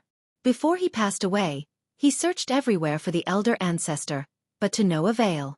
In desperation, he could only pass the throne to his younger brother. More than 10 years later, a prince who held great power forced the emperor to abdicate and rebel. His army had already fought their way to the outskirts of the imperial capital. He was only one step away from making the emperor pass the throne. However, on the last day of the 3-day limit that the prince set for the court officials and the royal family, his own head was hung on the palace wall. In one night, more than 10 generals who had participated in the rebellion were all killed, and their heads were separated from their bodies. The elder ancestor had quelled the rebellion single-handedly. From then on, he had become a legend in the hearts of the people of the Wu kingdom and the court officials. He was also the greatest glory of the royal family. It was said that he had already climbed to the peak of martial path. His martial arts cultivation was superb, and it was difficult to find a match in the world. In the royal family, he had the highest seniority, the most respected position, and the greatest influence. Even the emperors of the past dynasties had to be respectful to him. It was a pity that there were not many people left in the royal family of the Wu kingdom now. After His Majesty ascended to the throne, blood flowed like a river in the capital. Those who were uprooted were not only the ministers who accused him of plotting to usurp the throne, but also all the men of the royal family. They were all killed by him for various reasons. Every time they thought of this matter, they would feel a chill down their spines. The door to the hall was slowly pushed open. The young man wiped the blood from the corner of his mouth and brushed off the footprints on his chest. He held his chest and walked out with great difficulty. The expressions of the two eunuchs changed, and they immediately went forward. Your Majesty, what's wrong? Imperial physician, quickly summon the imperial physician. The young man waved his hand and said, Let the head of the internal guards come and see me. Yes. The eunuch responded and left quickly. The internal guards belonged to the emperor alone. Other than being responsible for the safety of the imperial city, they also controlled the matters of the imperial capital and even the entire Wu kingdom. They were a sharp sword hanging over the heads of all high officials and nobles. The young man walked back into the hall and slowly walked to the top and sat down. He clenched his fists tightly, and his face was as gloomy as water. He wiped the blood from the corner of his mouth and muttered, Grandmaster. Imperial uncle, I am the emperor of the Wu kingdom. You are old, very old, so old that you can die. Not long after, an old eunuch pushed open the door and walked to the young man's side. He bowed and said, Your Majesty, what are your orders? The young man looked at him, narrowed his eyes and asked, Is Yong Fu really dead? The eunuch said in a hoarse voice, Your Majesty, although no one has come to claim the reward, the news of King Jing's death has already spread to several prefectures, including Cangzhou. In a few days, the entire Wu kingdom will know about it. At that time, even if he is not dead, there is no difference from being dead. He cupped his hands respectfully. Congratulations, Your Majesty. With King Jing's death, no one will be able to pose any threat to Your Majesty. The young man pondered for a moment and said slowly, If he is alive, I want to see him. If he is dead, I want to see his corpse. Think of a way to contact those spies. Yes, Your Majesty, the eunuch answered. The young man looked at the eunuch and asked, You are only one step away from becoming a grandmaster, so you must know a lot about martial arts. Grandmasters can never be defeated, right? The eunuch shook his head and said, Grandmasters are not immortals. No matter how good their martial arts are, they are only one person. They can't fight against thousands of troops and horses. If thousands of troops and horses can be used, do I need to ask you? The eunuch shivered and immediately said, apart from that, only a grandmaster can defeat a grandmaster. Hidden weapons and poisons are just insignificant tricks to them. The young man clenched his fists and said in a deep voice, help me recruit a grandmaster at all costs. The eunuch was stunned and said, Your Majesty, most grandmasters are indifferent. They come and go without a trace. The young man looked at him and asked, You mean you can't do this? The old eunuch trembled. He cupped his fists and said, Please rest assured, Your Majesty. The young man returned to his seat and looked at the empty hall. He murmured, The Wu kingdom only needs an emperor. It doesn't need an ancestor. The fringe had long been built into a stable base by Li Yi. After clearing out the bandits, the first thing he needed to do was to roll up his sleeves and work hard to focus on the construction. Up until now, the several mountains around the stockade village had all been renovated. There was a slide down the mountain, and the road up the mountain was also made of cement. After the dozens of mountains in the vicinity were surrounded, a city was formed. It was called the city of Rui. At first, Li Yi wanted to name the city after himself. Unfortunately, his name was not as nice as Rui's. The title of Wulin Chancellor and King of Bandits was Rui, not him. He had no choice but to give up. The headquarters of the Lu League had long been moved to the city of Rui. They occupied a mountain alone. After mixing up the bandits they had subdued, there were more than 20,000 of them. These people were in charge of the defense of the entire fringe. They were in charge of the defense of the entire land of chaos. With the cooperation of a few thousand people, in the land of chaos, which was easy to defend but hard to attack, with the advantage of the terrain and sharp weapons, even the army of the Wu kingdom would not be able to break in. Of course, these were the forces of the city of Rui. Li Yi did not intend to use these people to help Yang Liuqing attack the city. They would not be of much use outside. Every summer, when the weather was the hottest, it was a good choice to come to Rui to escape the heat. Rui had nothing to do, so she taught a few disciples. Drunk Ink had been idle for a long time, so she could not help but start designing clothes. Of course, this included brassiere. This time, Li Yi had a reason to openly admire and help her come up with strategies. Ruoqing was actually the busiest. Although she had put aside the matters of the brothel, she had an even more important mission. In the near future, there were countless people in the Wu kingdom who were in dire straits waiting to bathe in the radiance of the Empress. In the far future, there were hundreds of thousands of lost believers in the Qi kingdom who were waiting for her to guide them. One advised people to be kind and charitable, while the other advised people to be evil and rebel. It was clear which concubine was real and which one was fake. Yang Liuqing stayed here for the time being because Li Yi's Empress plan had not been completed. He had to stay here to accompany his wife and child. He could only write down the things she wanted to do in detail on a piece of paper. Of course, he could not be bookish. He would not limit their actions to such a small book. From the Zhongzhou of the Wu kingdom to here, there was an extremely smooth road. The speed of information transmission was extremely fast. It could be reached in a day, and new strategies could be formulated at any time.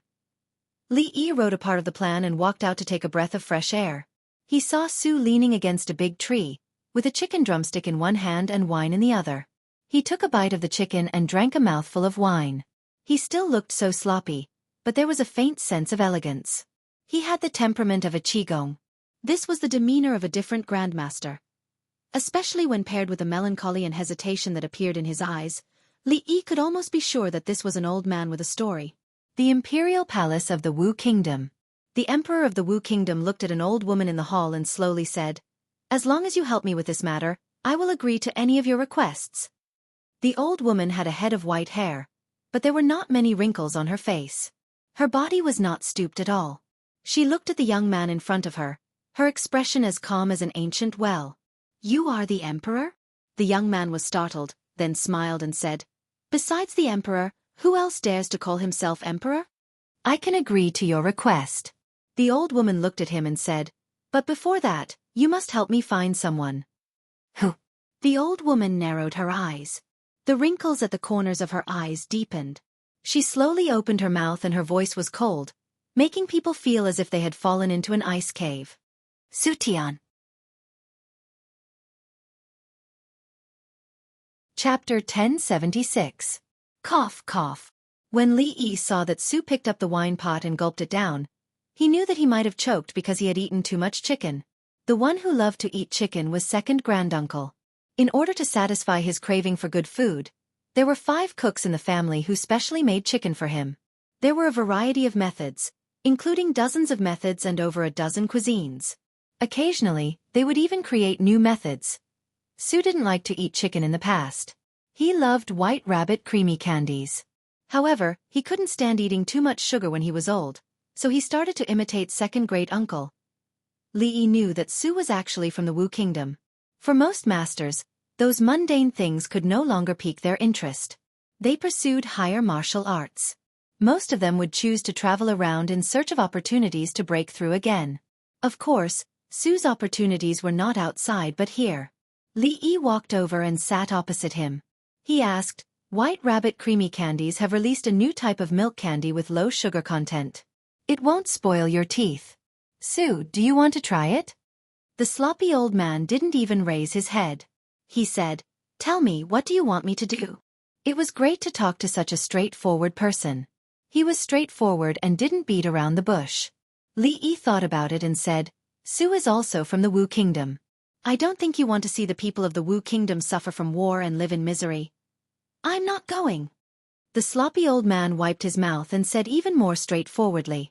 Li Yi was stunned. "I haven't said what it is. You want me to protect that little girl." The sloppy old man looked at him and said, "I'm not going to the Wu Kingdom." It wasn't good to talk to such a straightforward person at all. The sloppy old man stood up and said, "With your second young mistress and the experts on the heaven list, even a master won't be able to do anything. Moreover, the only master left in the Wu Kingdom is Yang Wanli. He's also a member of the Yang royal family. He won't do anything to that little girl." Li Yi originally thought that there was nothing to worry about in the fringe with Rui and second great uncle by his side. There were also many guards outside. Yang Liuking's trip back to the Wu Kingdom was fraught with danger. With a master by his side, he didn't have to worry too much about his safety. However, since Elder Su said so, he did not insist. After all, Elder Su was a guest, not a servant of the Li family. He thought for a while and asked curiously, could it be that the Wu Kingdom only has 2 grandmasters, Elder Su and Yang Wanli? 2. The sloppy old man waved his hand and said, 3. Isn't there another one here? That's even more impossible. Anyway, don't worry, there aren't that many idle grandmasters in the Wu nation. The sloppy old man seemed to be very unwilling to talk about this topic. After saying that, his figure quickly disappeared. Li Yi looked at the old man's back and shook his head. Perhaps he was really thinking too much. At first glance, Rui, second great uncle, Su, Chong, the Taoist priest with the surname Yuan, and the Taoist nun in the Qi kingdom were all masters. It seemed like masters were everywhere. But when he thought about it carefully, he didn't seem to have heard of any other masters besides them. He stretched his body and walked back to his room to finish writing the unfinished plan. Yang Liuking knocked on the door and walked in. "Uncle, you were looking for me?" Li Yi nodded and took out a book from the drawer. He handed it to her and said, "Keep this. It will be of great use in the future." Yang Liuking took it and looked at it.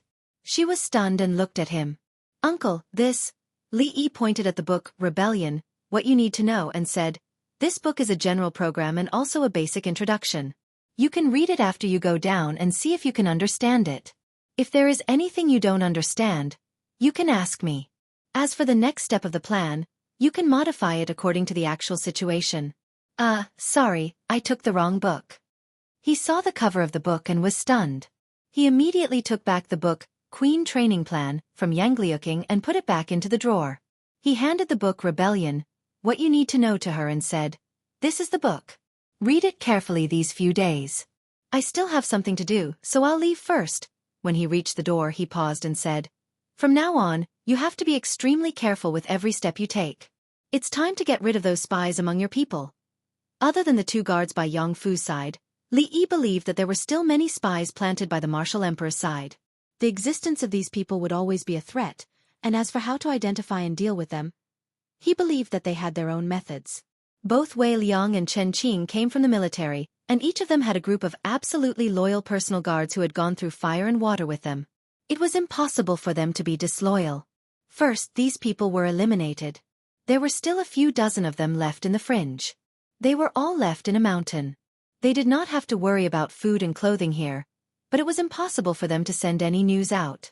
Whether there were spies among them or not, it wouldn't matter anymore after a few years. After this round of cleansing, they had less than 500 soldiers. Including the first batch of people arranged by Lu Meng, they only had a little more than 600. However, their combat strength couldn't be simply measured by the number of people they had.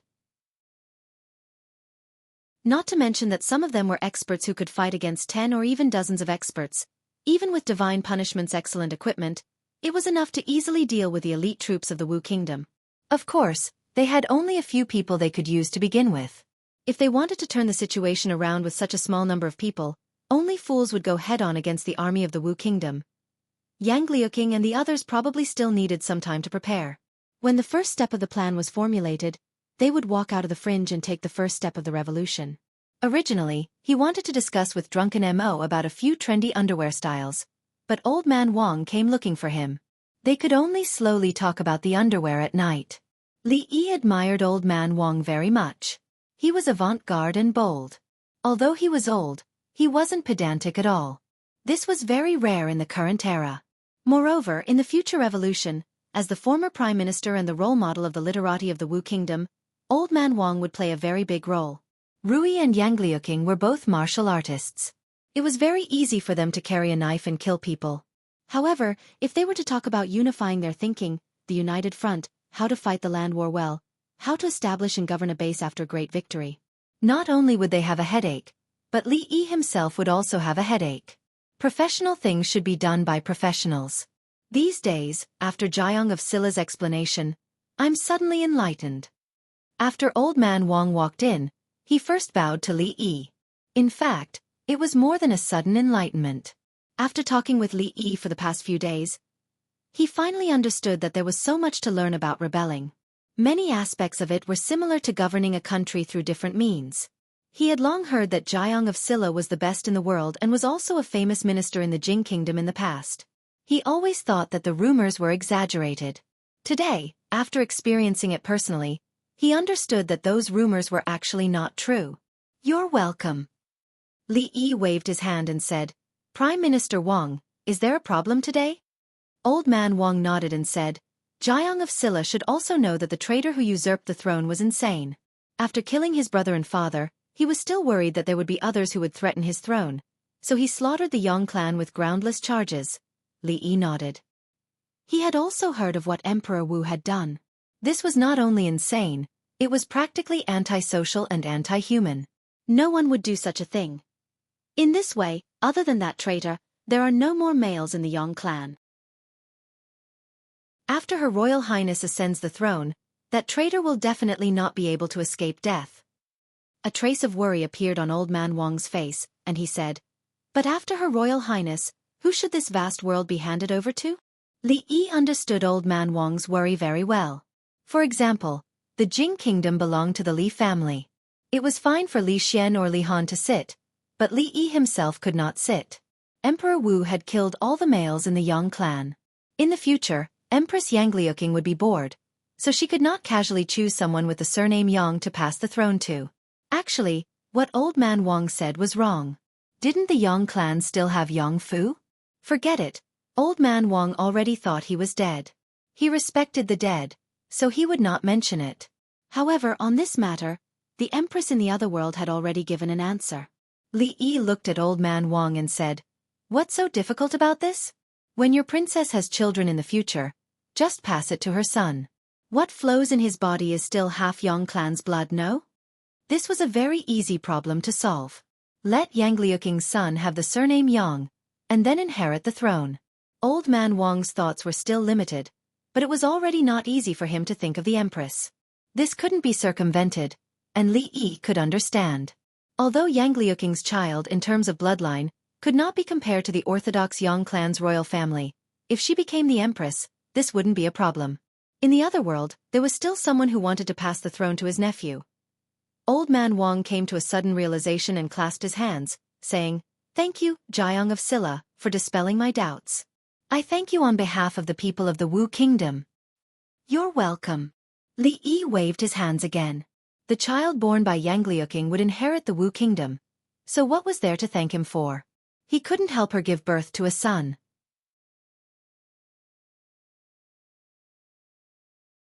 Chapter 1077. Although Li Yi was her martial uncle, as a martial uncle, he could help Yang Liuqing rebel, but he couldn't help her give birth to a son. He only cared about how Yang Liuqing would ascend the throne, avenge her father and brother, and realize his long-cherished wish.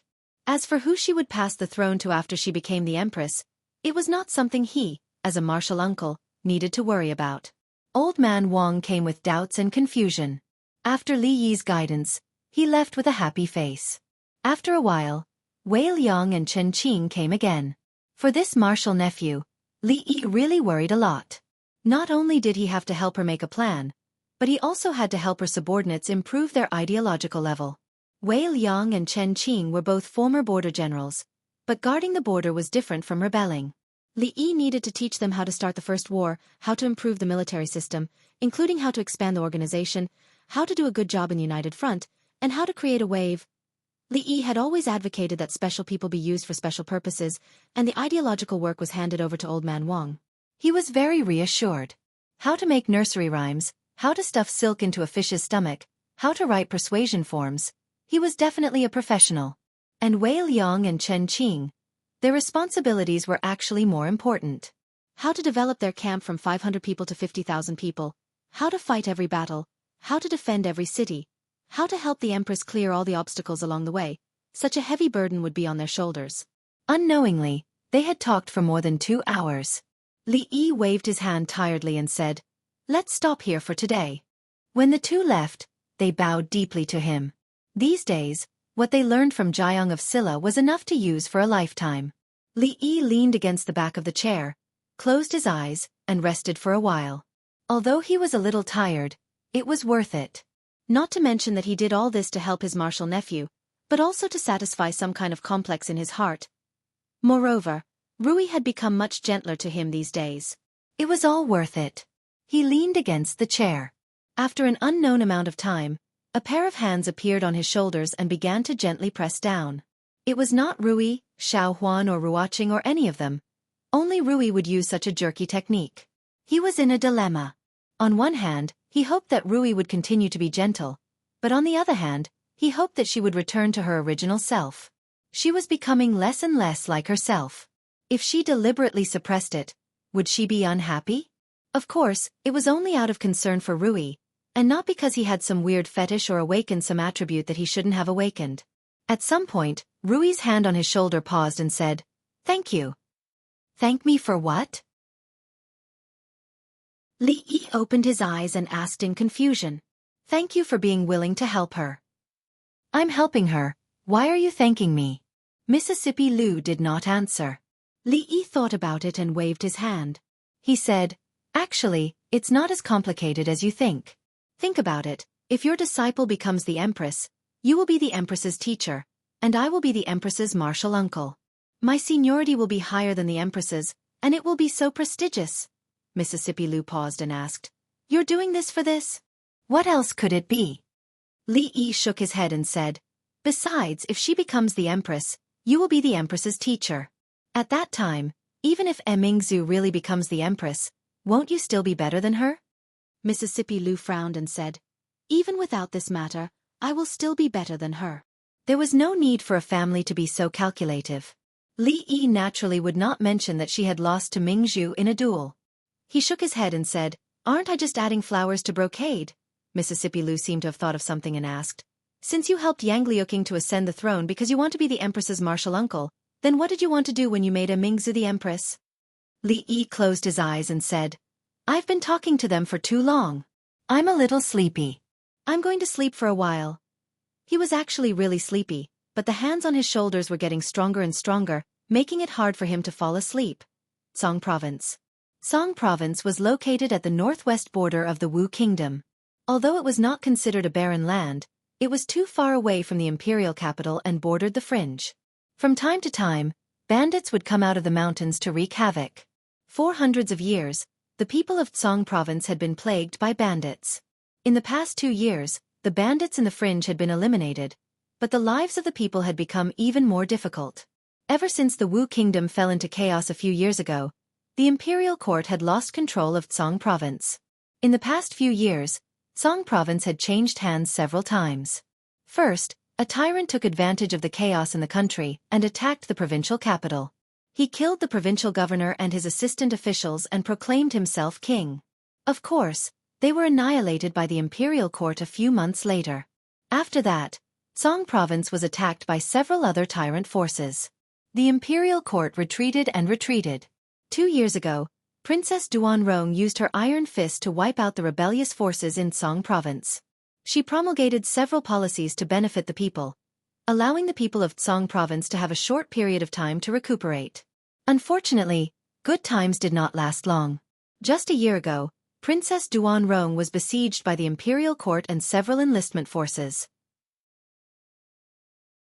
After the defeat, there was no news of her. On the surface, Tsang province had been reclaimed by the imperial court. However, with the imperial court's military strength, they were unable to suppress the rebellious forces that took advantage of the situation in the past year.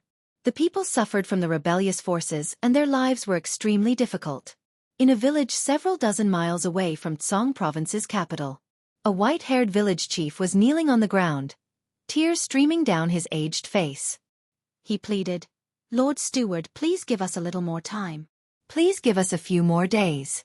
2 days ago, the village was robbed and we only have this little bit of food left.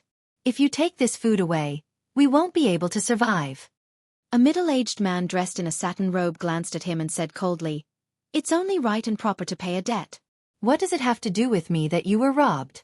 I only know that if you can't pay the rent that you are supposed to pay, the master will punish me when I return.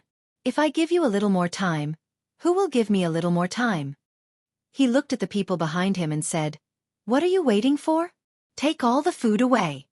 The servants carried the sacks on their backs. Among the crowd below, more than 10 men dressed in coarse clothes had grief and indignation on their faces. However, they could only stand where they were, not daring to make any sudden movements. If they made a move on these people, the ones who would come knocking on their door tomorrow would be the constables of the government. Watching as the people carried the food onto the horse carriage, the middle-aged man looked down and frowned. "You've only paid less than 30% of the rent. I'll give you half a month's time. If you still can't pay after half a month, don't blame me for being impolite." Half a month. The village chief watched as the people carried the last of the village's food away. He collapsed on the ground with lifeless eyes and muttered, "Half a month, half a month.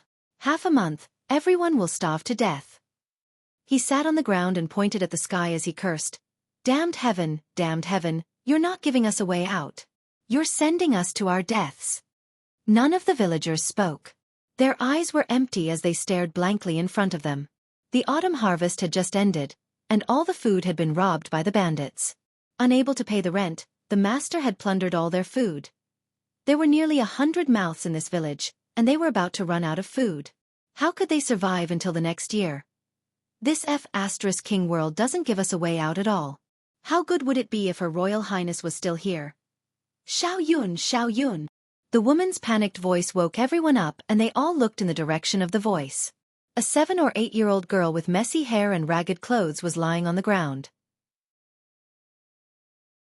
The woman crouched on the ground and picked up the girl, shaking her in panic. "Xiao Yun, what's wrong with you?" The village chief crawled up from the ground and quickly walked over. He touched the girl's forehead and shook his head. "This child has been sick for a few days. Hurry up and find a doctor. If we delay any longer, she'll die." The woman's face was filled with despair.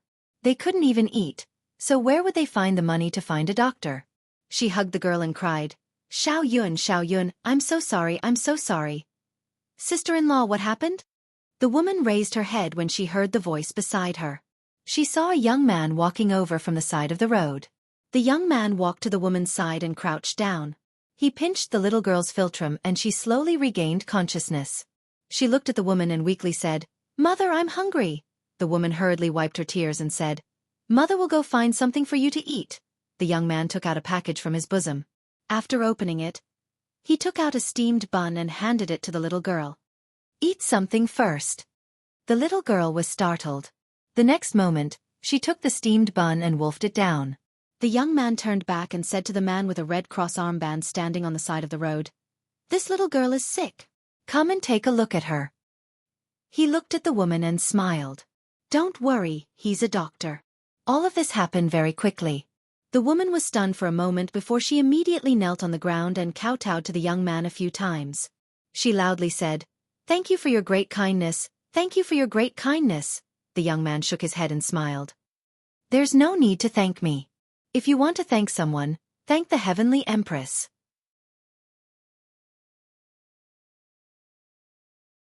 Chapter 1078. The situation in Songzhou had always been tense. Normally, when strangers passed by the village, if they stayed in the village for too long, they would be questioned. They had to be careful because there were too many precedents. If they were careless, it could lead to the destruction of the entire village.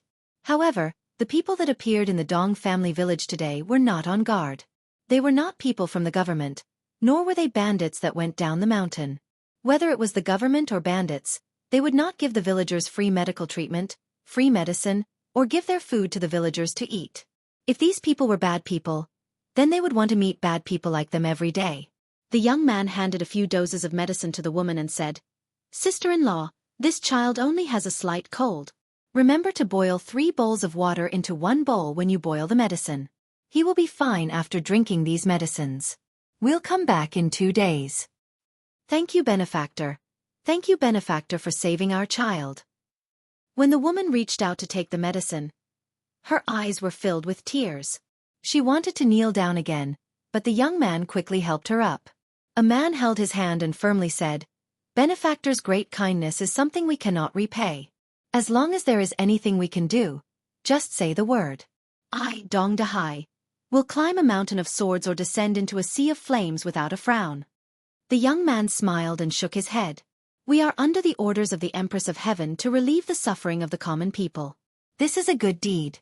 If we ask for something in return, wouldn't it damage the Empress of Heaven's merit?"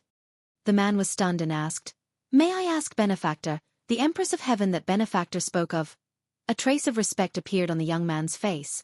He said, "The Empress of Heaven is the embodiment of kindness and benevolence.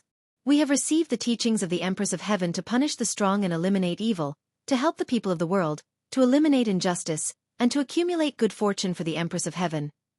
Many thanks to the Empress of Heaven, many thanks to the Empress of Heaven." After the man heard this, he pulled the woman beside him to kneel down and respectfully kowtowed several times in a certain direction. After they stood up, the young man looked at him and asked, "I heard that there is a group of fierce bandits nearby. They rape and pillage and do all kinds of evil.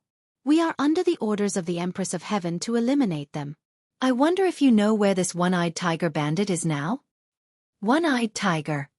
When the man named Dong Dahai heard this name, he clenched his teeth and a look of hatred appeared on his face. He gritted his teeth and said, "A few days ago, it was them who rushed into the village and stole our food." The young man looked at him and asked, "So you know where those people are?" "I know, of course I know." The man nodded, then shook his head. He looked at him and said anxiously, "Benefactor, you can't do this. One-eyed tiger has dozens of brothers under him, and each of them has extraordinary skills. Even the government can't do anything to them. If you go, you'll just be throwing your lives away." The young man didn't mind at all and said, "It's fine. You just need to tell me where the one-eyed tiger is." The man's expression changed for a while. A moment later, a trace of viciousness appeared in his eyes as he said, "Benefactor, you saved my family's Xiaoyan's life. If we don't have food, our family will starve to death." His gaze gradually became resolute as he said, "If you're going to find the one-eyed tiger, please bring me along." "Me too. Count me in. I'm going to die either way. Even if I die to the mountain patrol tiger, it's better than starving to death. At least, I can drag someone down with me before I die." More than 10 men rushed in from outside. They were all excited and stood behind Dong Dahai. There was not a single bit of food left in the village. After today, even if they were not killed by the bandits, they would slowly starve to death. Therefore, it was better to follow these people and fight for a chance of survival. In this world, One's life was determined by one's own effort. The young man looked at them and said, "Think about it carefully. If you go, there's a chance that you won't be able to return." The man standing in front of the group shook his head and said with a pitiful smile, "It's still better than starving to death." The village chief of the Dong family walked up to them unsteadily and said, "Even if benefactor doesn't come, we'll still fight it out with them.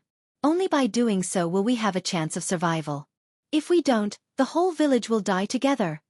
The young man pondered for a moment and did not refuse. He nodded and said, "Then let's go together." Over 10 strong young men of the Dong family took out hoes and shovels from their houses and carried them on their shoulders. Then, they followed the young man out of the Dong family village and headed in a certain direction aggressively. Who was not afraid of death? In the past, they would not even have the thought of resisting those bandits. However, it was different now. If they did not resist, they would starve to death. They had been forced into a dead end. They only had 2 choices: resist or die. If they did not want to die, they could only resist. Fortunately, they had helpers. These benefactors did not seem to be ordinary people. There were over 10 of them. Together with them, the number of people they had was not far behind the one-eyed tiger. Dong family village. For the survival of the entire village, all the strong young men of the village had been mobilized to fight the most powerful bandits in the vicinity. They swore that they would take back their food. The old, the weak, the women, and the children had all stayed in the village. They stood at the entrance of the village and looked in a certain direction silently. A young child curled up in his mother's arms. He raised his head and asked, "Mom, where did Dad and the others go?" The woman lowered her head and said softly, "Dad and the others went to find food for us. Once they find food, we won't have to starve anymore." Rui City. Li Yi looked down.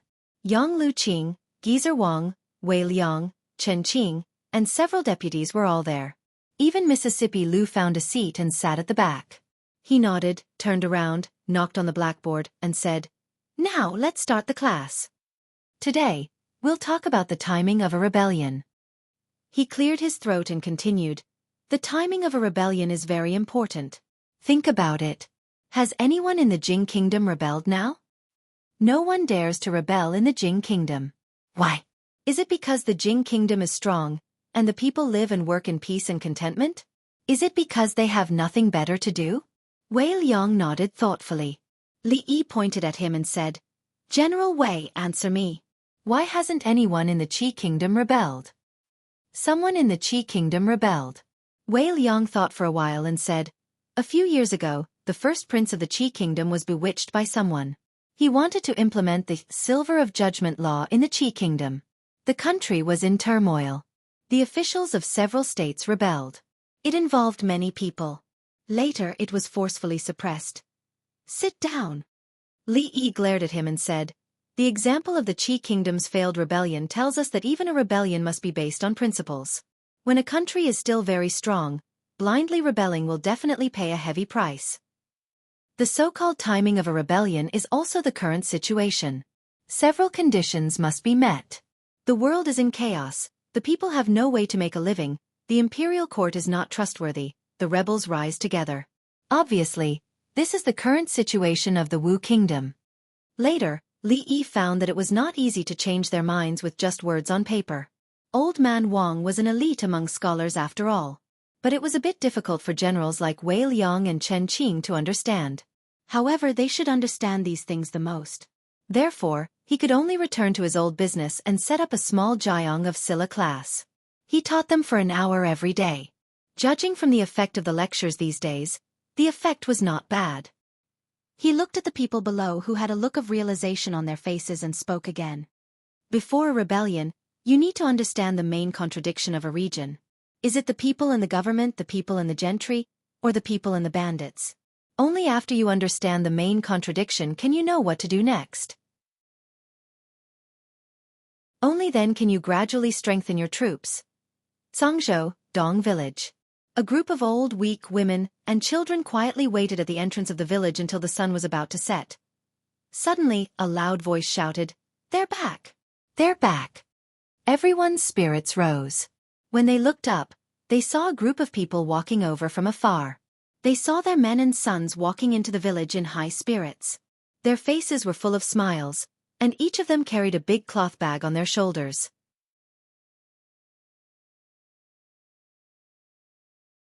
Chapter 1079. The villagers of the Dong family village entered the village and placed the food on their backs in an orderly manner at the village entrance. The young man walked out from the crowd and said, "This food was brought back by everyone risking their lives. Everyone can take it and divide it among yourselves." The dozens of men standing behind him revealed looks of shame as they heard this. These food were taken from the hands of bandits, but they weren't the ones who took it. They were just standing on the sidelines watching the fun, cheering and cheering. When they arrived, they were already prepared to perish together with the bandits. But after arriving, they discovered that One-Eyed Tiger's group of several dozen people wasn't even enough to fight against their benefactor. They couldn't even help. In the end, they could only help their benefactor tie up those bandits. It was unknown where those bandits were taken. The man named Dong Dahai carried several bags of food and placed them to the side. He said, "Benefactor, this is enough for us. If we take more, it will still be taken by others. You can take the rest of the food away." The young man waved his hand and said, "This is your food to begin with. We can't take it. After you take it back, hide it well and don't let others steal it." The Dong family village people lowered their heads in silence. In times of chaos and natural disasters, food was their life. The government wanted food, their families wanted food, and the bandits on the mountain also wanted food. These people wanted their lives. But today, these strangers that they didn't know treated their illness and helped them steal food from the hands of bandits without asking for anything in return.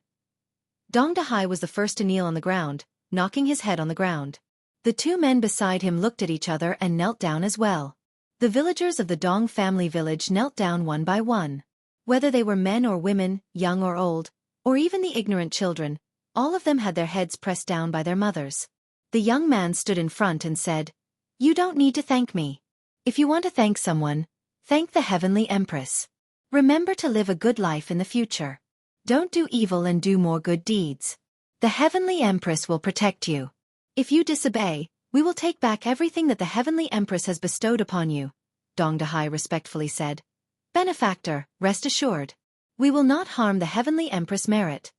The villagers of the Dong family village also responded. Even after those people gradually left, the villagers were still kneeling on the ground. They looked at the piles of food around them and felt that it was unreal. Dong Dahai took out a portrait from his bosom.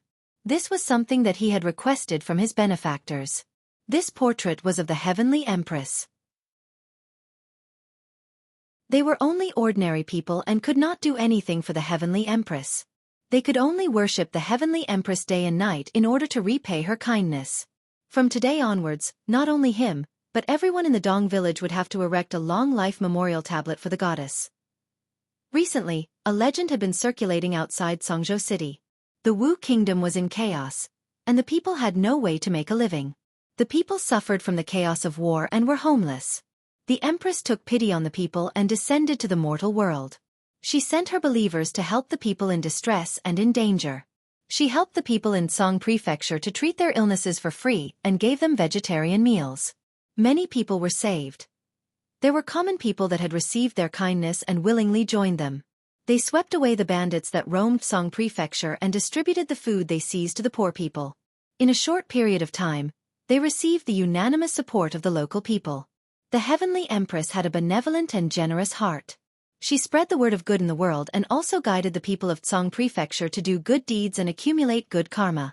She also left behind a prophecy that not long after, a person of the mandate of heaven would appear and save the people of Song Prefecture from their misery.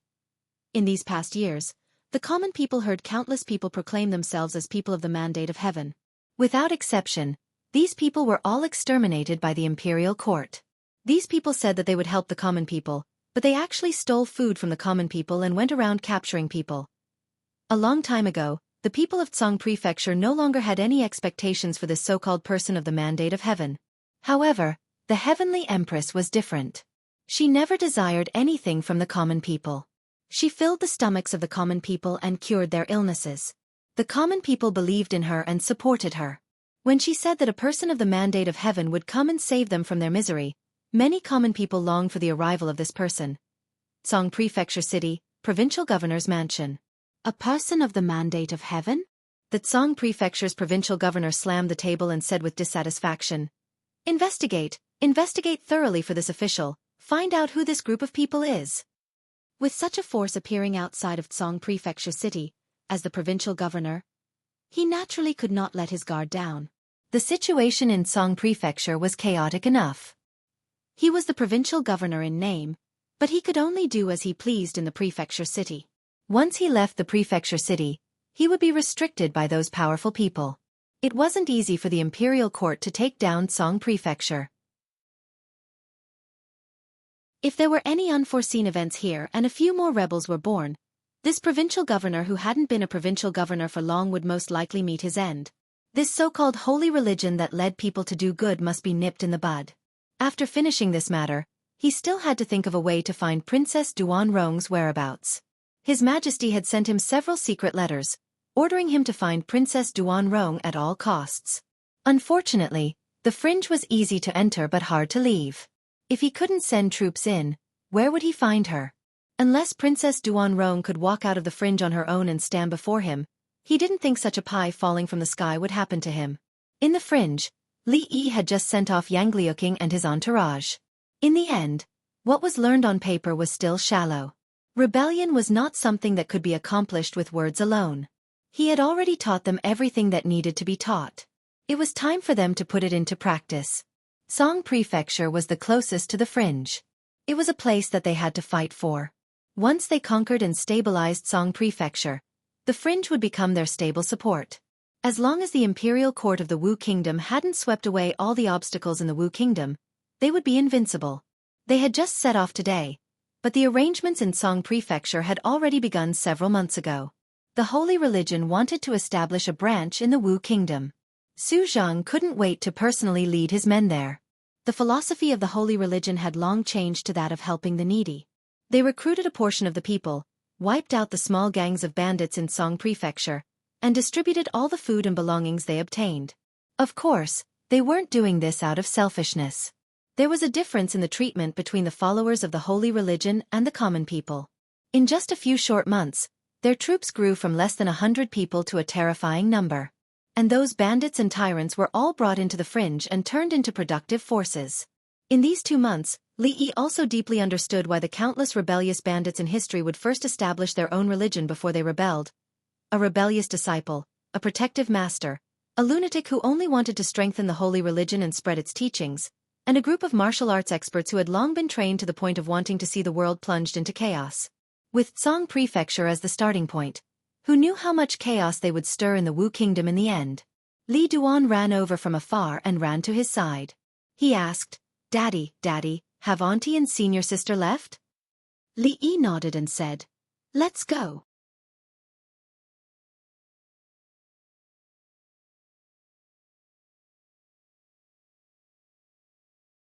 "If I didn't know better, I would have thought that you're a bandit from somewhere." The waiter of the tea house walked over nervously and asked in a trembling voice, "Sir, what would you like to order?" Wei Liang placed a few coins on the table and said to the one-eyed man, "Let's talk outside." The group walked out of the tea house and went down the official road. They walked straight into a forest not far away. Wei Liang stopped in his tracks. The people behind him dismounted their horses and knelt on one knee. They said loudly, "Greetings, General Wei." Wei Liang waved his hand and they immediately stood up. The one-eyed man took a step forward and asked in a deep voice, "Where's the princess?" "Her Highness has arrived at Tsang Prefecture." Wei Liang looked at him and said, "When we were suppressing the bandits, we heard that there was a powerful blind guy who occupied a mountain a year ago and subdued all the forces within a 30-mile radius. We guessed that it was you." The one-eyed man nodded and asked again, "The people of Tsang Prefecture are saying that His Highness King Jing was assassinated. Is this true?" Wei Liang nodded and did not deny it. The one-eyed man's expression changed. "Then His Highness..." Wei Liang waved his hand. "Just treat it as if His Highness King Jing is already dead." The one-eyed man took a few steps back and said in shock, "Then we're... Even if King Jing is dead, we still have the princess." Wei Liang looked at him and said, "Do you think that Her Highness is not as good as King Jing?" The one-eyed man wanted to say something, but Wei Liang waved his hand and said, "If there's anything, we'll talk when we see the princess." Some people let go of their horses and rode with the people beside them. Wei Liang and a few of his subordinates got on their horses and rode on the official road. The group of people galloped away, kicking up a cloud of dust. In a remote village in a county in Song Prefecture, the horses stopped in front of the village entrance. The one-eyed man dismounted and looked into the village with an excited expression. Wei Liang looked at him and said, "Let's go." "Greetings, Her Highness." A moment later, in the courtyard of a house in the village, the one-eyed man knelt on one knee. The muscles on his face trembled and he could not control his excitement. "Get up." Yang Liuqing smiled and said, "General Fan has worked hard for the past year." After the one-eyed man stood up, he shook his head and said, "As long as Her Highness is fine, it's not hard for me." He also met a few deputy generals that he was familiar with and Prime Minister Wang. Before he had time to rest, he was pulled aside by Wei Liang. "Didn't you want to ask about His Highness King Jing?" Wei Liang looked at him and said, "Indeed, King Jing is not dead, but he can no longer support our great cause." After a moment, the one-eyed man came back to his senses. He sighed and said, "I've been worried about this for a long time, but I didn't expect that even Prime Minister Wang wouldn't be able to let King Jing walk the right path." After saying that, he looked at Wei Liang with bright eyes and asked, "What you said just now, is it true? Her Highness really plans to rise up?" Wei Liang looked at him and asked, "What do you think?" A sneer appeared on the one-eyed man's face and he said, "Except for Her Highness, I won't listen to anyone." Wei Liang nodded, but the one-eyed man looked at the thing hanging in front of his chest and asked, "What is this?" Wei Liang took the third eye given to him by Jiang of Silla and handed it to the one-eyed man. The one-eyed man held it in his hand and looked at it for a long time until Wei Liang taught him how to use it. He opened a small lid and brought it close to his eyes. He could even see the expressions of people a few hundred steps away. This is the monocular of the Jing Kingdom." He looked at Wei Liang and said in shock, "This thing is hard to buy. Where did you get it? What is this?" Wei Liang looked at him with some disdain and said, "Lend me your saber." A vigilant expression appeared on the one-eyed man's face and he asked, "What do you want my saber for?" "We are friends, but I won't give it to you. We haven't seen each other for a long time. Let me broaden my horizons." Wei Liang shook his head and said, "Don't worry, I don't want your things." Since Wei Liang said so, the one-eyed man had no choice but to untie the long saber at his waist. Wei Liang held it with one hand and pulled out the saber at his waist with the other. After a few sounds of metal clashing, a few cracks appeared on the one-eyed man's saber. Under the one-eyed man's incredulous gaze, he handed his saber to him and said, "It's just a pile of scrap metal." "Don't say it's a saber. This saber is for you. Don't embarrass Her Highness when you go out." The one-eyed man held the saber in his hand tightly and looked at it carefully. He raised his head to look at Wei Liang and asked seriously, "Tell me honestly, what happened in the past year?" Wei Liang smiled and said, "Come here, I'll show you something good." The two of them walked into a house. When they came out again, the expression on the one-eyed man's face could no longer be described as just shock. "Tianfe." He looked at Wei Liang and took a deep breath. After a long time he asked, "Damn it, tell me honestly, did you guys steal these things from the Jing Kingdom?" Without waiting for Wei Liang to answer, he revealed an excited expression and said, "With these things, what do we have to be afraid of? There are less than 2,000 soldiers guarding Cangzhou. With your people, my people, and these Tianfa, we can take Cangzhou by tomorrow night." "Take Cangzhou?" Wei Liang looked at him and asked, "What happens after we take Cangzhou?" "Of course we keep fighting forward." The one-eyed man looked at him and said, "With Tianfa, what do we have to be afraid of?" Wei Liang looked at him and suddenly asked, "Do you know what the main contradiction is and what the secondary contradiction is?" The one-eyed man was startled. He picked his ear and asked doubtfully, "What? Do you know what a unified mind is and what a united front is? Do you know how to establish a revolutionary base, how to fight the agrarian revolutionary war, how to mobilize the strength of the people, how to do diplomatic work and united front work?"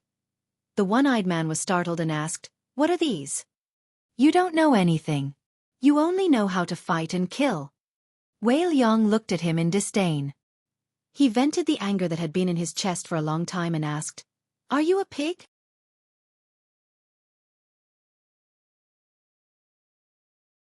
Chapter 1081. General Fan really wanted to refute Wei Liang. Wasn't war supposed to be advancing courageously? Killing enemies, breaking cities, fighting all the way to the imperial capital, breaking into the palace, taking down the dog emperor who had usurped the throne, and supporting Her Highness the Princess to ascend to the throne? He had never even heard of any contradictions, ideological battlefront, or base of operations. Precisely because he had never heard of it, he couldn't refute it. He and Wei Liang were old acquaintances. He had always thought that Wei Liang was only slightly better looking than him and had one more eye. When it came to leading troops into war, Wei Liang was no match for him. Otherwise, it would have been Wei Liang and not him who had followed the princess to the east and west. If Wei Liang was better than him in war, he wouldn't have been sent to the fringe to guard the rear. But after not seeing him for more than a year, he couldn't understand what Wei Liang was saying anymore.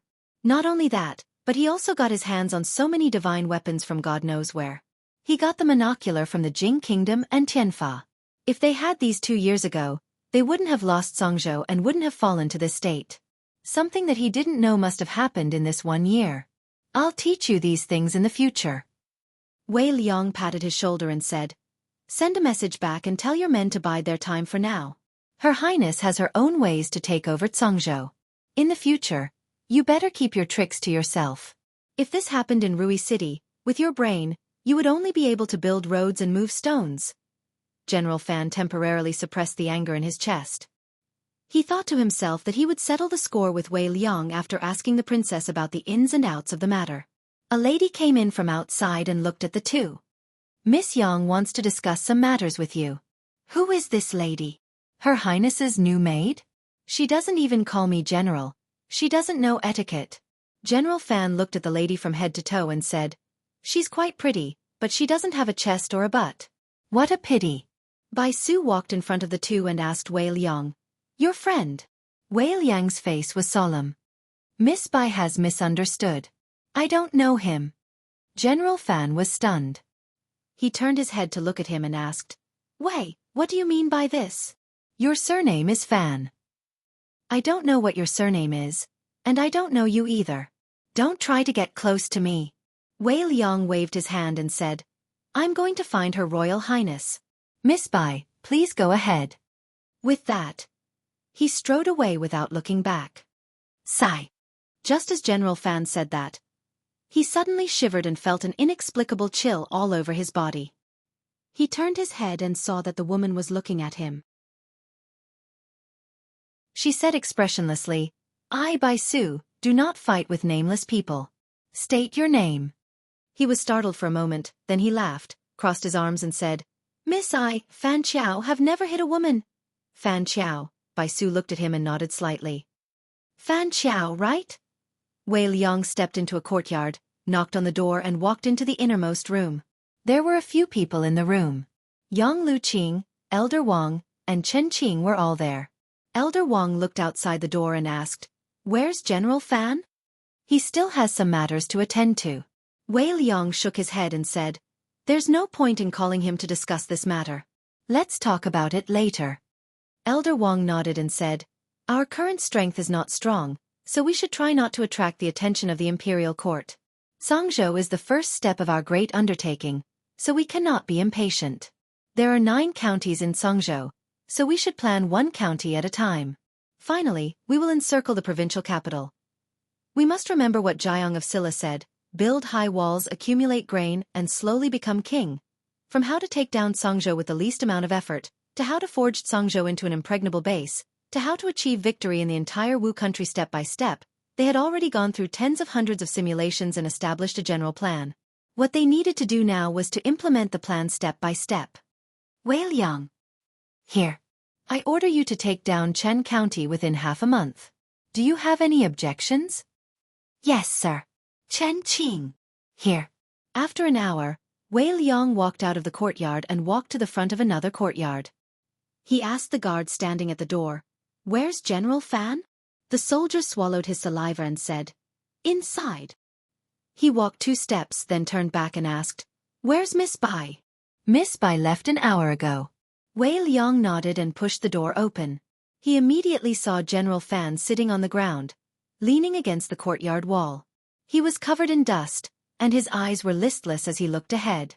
At this moment, General Fan looked no different from the refugees he had met. He sighed and walked forward, wanting to help him up. "Don't move!" General Fan, who was paralyzed, suddenly shouted. 2 streams of turbid tears fell from his eyes. He sniffled and said in a sad voice, "My arm is broken." Crack. Wei Liang helped him reattach his arm and helped him into the room to sit down. He sighed and said, "In the future, whenever you meet someone you don't know, especially a woman, you better watch your mouth." General Fan opened his mouth in disbelief. "Is she really a woman?" Wei Liang thought for a moment and said, "I forgot to tell you just now. If you meet any woman here, don't take the initiative to provoke them. If you really fight, even Her Highness is not a match for them." General Fan nodded in hindsight and couldn't help but ask, "Who are these people?" "It's a long story." Wei Liang shook his head and said, "Too many things have happened in the past year. I'll tell you one by one." In the room, sounds of surprise could be heard. "What? Plum's art of war. You met the real person and listened to his teachings. He also gave you the Qianli mirror? Her Highness is his martial niece. He wants to help us rebel? You have a secret weapon that is even more powerful than heaven's punishment." Wei Liang enjoyed General Fan's surprised expression very much when he was telling the story. When General Fan first learned about these things in terms of performance, he was just a little better than him.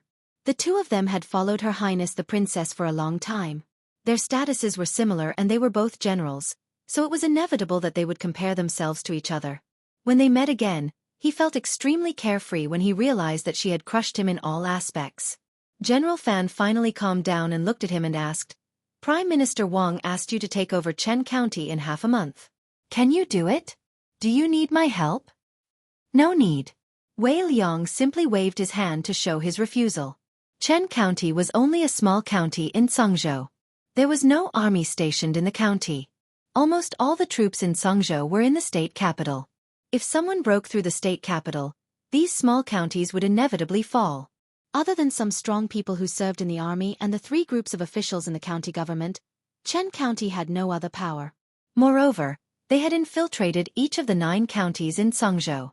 Countless people were their backing, and the small groups of bandits in the country had almost been subdued by them.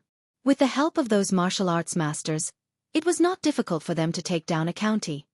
"Then I'm relieved." General Fan nodded and asked again, "Oh right, that lady just now, what's her background?" Wei Liang explained, "That is Miss Bai Su. Miss Bai is a friend of Her Highness. Her martial arts are extremely high. Even Her Highness is no match for her. You have not seen Her Highness's master. Miss Lu is the real powerful one." General Fan nodded and said, "Miss Bai is beautiful and has a good figure. She looks soft and weak, but I didn't expect her to be so powerful." Wei Liang couldn't help but laugh and said, "I admit that Miss Bai is beautiful, but if you say that she has a good figure," he patted General Fan's shoulder and said, "Old Fan, when did your other eye become blind?" "Nonsense." General Fan slapped his hand away and said, "I think Miss Bai is good in every aspect." Wei Liang waved his hand and said, "Hey, you don't understand. A woman like Miss Bai with no breasts and no buttocks will not be easy to have children. Whoever marries her will be unlucky." General Fan cupped his hands and said, "You have the guts to say that to Miss Bai. If you have the guts to say it to her face." Wei Qing glanced at him and said, "Do you think I am stupid? I only dare to say it when there is no one else here. If I say it in front of her, wouldn't I be courting death?" "You are not stupid." General Fan looked at him and said with a smile, "If you are not stupid, look back."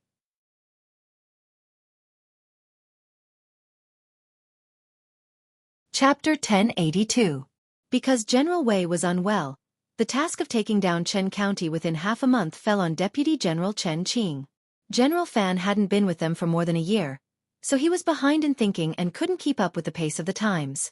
Prime Minister Wang specifically told them to eat and live together in this half a month.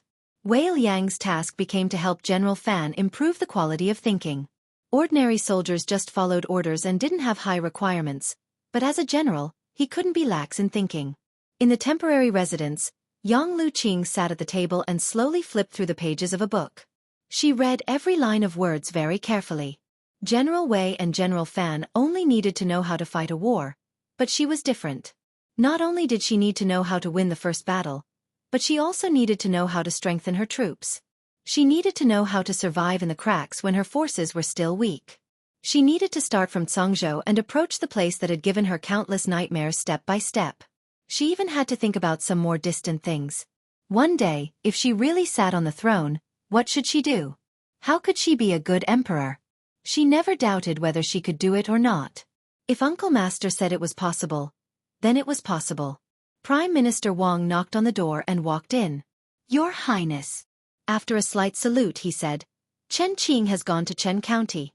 He used to be stationed in Cangzhou, and Chen County is his hometown. Our people have already infiltrated the county government, and Envoy Su will also provide us with help.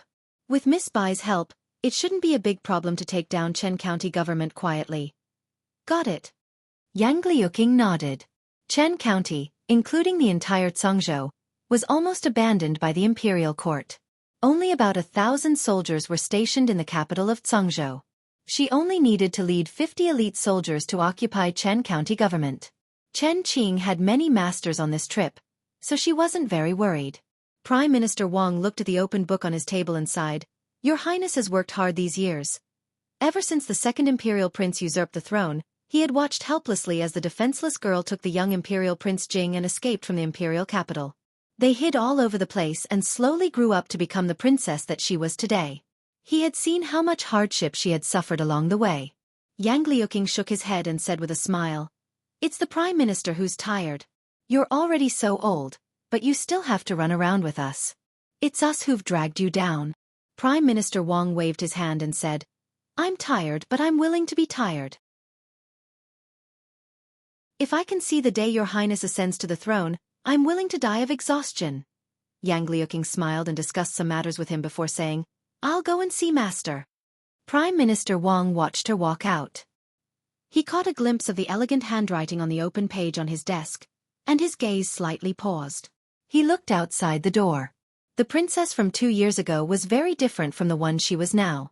2 years ago, although she had also tried her best to fight and work very hard, she was confused and had no direction at that time.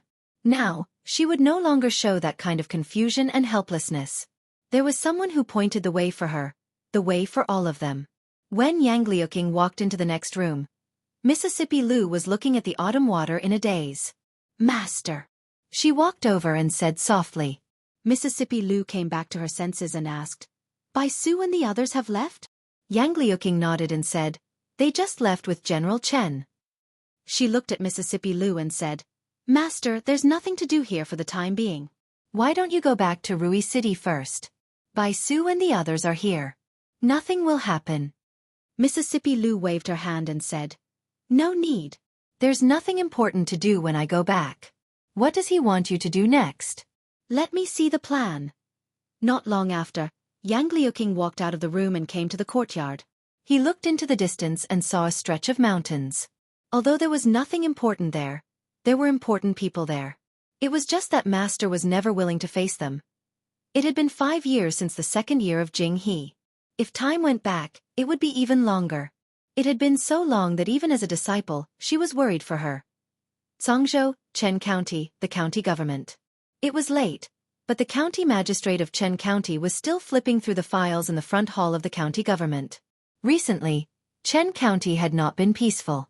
Of course, Chen County had never been peaceful. When the Wu Kingdom was still in peace, there were mountain bandits here. Now that the Wu Kingdom was in chaos, there were less mountain bandits here, but now there was a rebellion. Those sons of B*Cheese who could not defeat the regular army of the imperial court did not dare to provoke the prefectural city where the army was stationed. Instead, they targeted the soft persimmon like the county government. His predecessor, the predecessor before him, and the predecessor before him, were all hacked to death by the mountain bandits who rushed into the county government. Ever since the country was in chaos, there were people rebelling in all the prefectures. A place like Cangzhou, which was already chaotic, naturally became even more chaotic. Every once in a while, a few dozen or nearly 100 thugs would rush into the county government and hack down the county magistrate and a few low-ranking officials. They proclaimed themselves Emperor XXX and declared their right to rule over Chen County. Then, they would be rewarded according to their contributions and conferred titles. This was how his predecessor, the county magistrate, had died. By the time the prefectural city received the news and sent troops to exterminate those rebels, the county magistrate's death had already passed.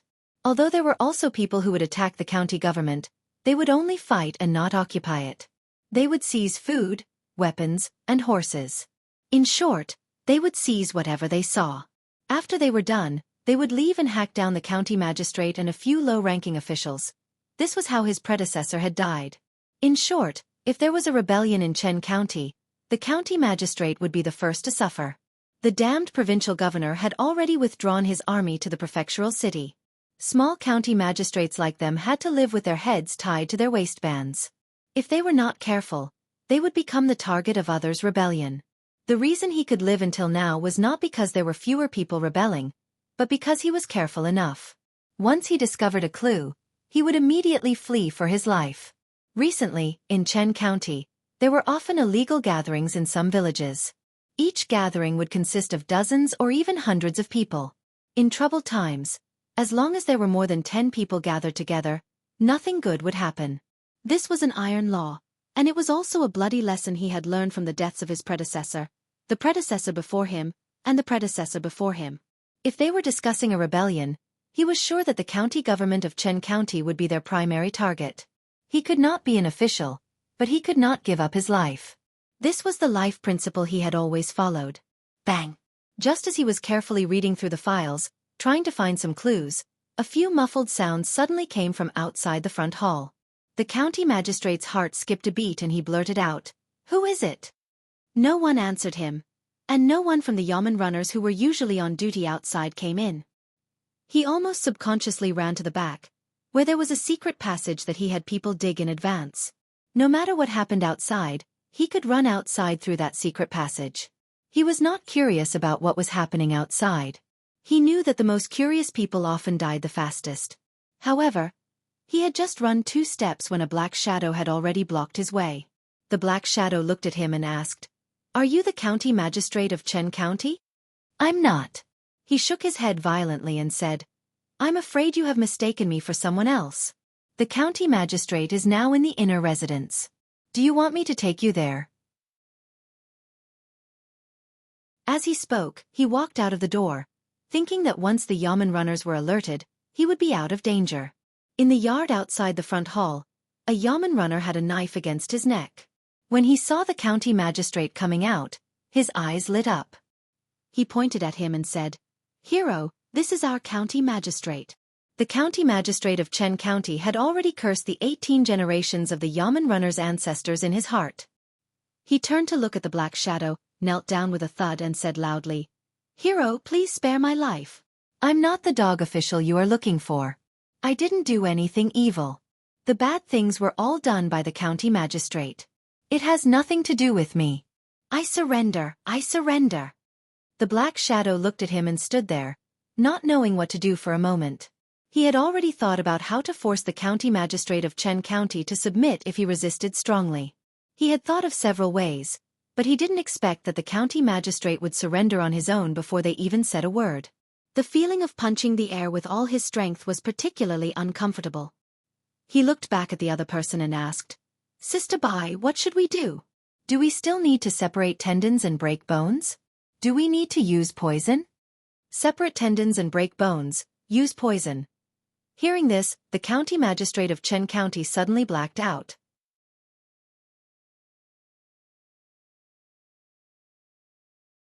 Chapter 1083. Chen County was a small county. There were only a few hundred households in the county. The county magistrate and the deputy county magistrate had the responsibilities of the registrar and the county lieutenant. They were in charge of more than a dozen bailiffs and some servants. This was why the rebels liked to attack the county government in recent years. They only needed a few dozen people to occupy the county government and make themselves king. They could establish their power without much difficulty or risk.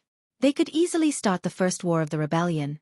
If they attacked the county government, they naturally had to kill a few corrupt officials. Therefore, for a remote county like Chen County, the county magistrate had become a profession with a high mortality rate. The county magistrate of Chen County hugged the man's leg and said loudly, "Hero, what do you want? I will cooperate with you. Please don't kill me, don't kill me. You have no backbone at all. You're not a man." The man looked at him disdainfully and shook him off. He walked to the woman and said flatteringly, "Sister Bai, leave the things here to us. You should go and rest. If I knew it would be so easy, I wouldn't have come. It would be better to learn from the chief." Bai Su glanced at him and turned to leave. The man looked back at another person and said, "General Chen, I'll leave the rest to you." Chen Qing covered his face with a black cloth and walked to the county magistrate of Chen County. He pulled off the black cloth on his face and asked, "County Magistrate Liu, do you still recognize me?" The county magistrate moved closer to the light. When he looked over, he was shocked and said, "General Chen Yu." He fell to the ground and cried, "General Chen, I've been looking forward to the stars and the moon, and you've finally come. You don't know how hard my life has been after you left. I've been hoping that Her Royal Highness would come back." The man looked at the county magistrate of Chen County, smacked his lips and sighed. "He's a talent." When the first snow fell in the second year of Jingping, Li Yi threw a letter into the fire. The letter was instantly swallowed by the flames. In the past few months, 7 of the 9 counties in Songzhou had been secretly controlled by them. The control here did not only refer to the county government, but also the people that Su Zhang secretly recruited. Nominally, Songzhou was still under the control of the provincial governor's office. But in fact, the provincial governor's office had already surrounded Songzhou. Even inside the provincial governor's office, forces had already infiltrated. There were still 2 counties in the provincial governor's office. In order not to alert the enemy, they had not taken any action yet. Compared to a violent revolution using heavenly punishment and cannons to blast open the city gates, this method of boiling a frog in warm water was more suitable for them now. Once they completely controlled Songzhou, they could carry out the next step of the plan. Li Yi frowned as he watched the last scrap of paper in the bonfire burn away. After leaving home for a few months, Yang Lu Qing still frequently wrote letters. Rui actually did not send a single letter back, and did not even come back to take a look. It was really a girl who grew wild, too unreasonable. Li Duan, who was wearing a cotton-padded jacket, ran in from outside and asked, "Daddy, when is Auntie coming back?" Li Duan had really forgotten about the pain of his butt. He missed Rui so soon. Li Yi thought about it and said, 2 more months. She will be back during the new year. Li Duan counted with his fingers and realized that there were still 2 months until the new year. He patted his chest and murmured, "She will be back after the new year. I'm relieved." After he finished speaking, he ran out of the room once again. Li Yi shook his head slightly as he watched him run out with happy steps. Li Duan was still young. He only remembered Rui spanking his butt. He did not know how good Rui was. 2 months before the new year, the first snow fell in Songzhou. In previous years, this was the official opening of the gates of hell for the people who did not have much food in their homes. Every year, it was unknown how many poor people would die from hunger and cold. This year was slightly different. Those deranged bandits in Songzhou had disappeared without a trace. Every county would have a fixed place to distribute porridge. As long as they put in a certain amount of work, they would not be able to fill their stomachs. As long as they had arms and legs, they would not starve to death, and it was enough to sustain their lives. In this year of famine and war, to be able to keep their lives was already a blessing from the gods. No, it was the blessing from the Empress. The Empress was kind and generous. Numerous people in Songzhou had received her kindness. Many poor people who survived because of her prayed for her blessings day and night. Many people believed in the heavenly Empress words of someone that could save them from the sea of suffering and the chaos of war. But they didn't know when this person that could save them would appear. Your Highness, other than Yong'an County and Ding'an County in the state capital, the other 7 counties in Songzhou are already under our control. Each county can mobilize more than 1,000 people. General Wei has already personally contacted Envoy Su in the state capital. Miss Bai just said that several brothers from the alliance have already infiltrated the Songzhou garrison. Chen Qing reported the various matters to Yang Liuqing and cupped his fists. What should we do next? Please instruct your highness.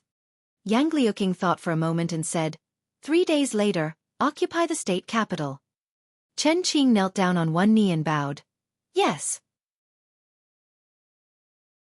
Actually, a month ago, they were only a step away from occupying the state capital.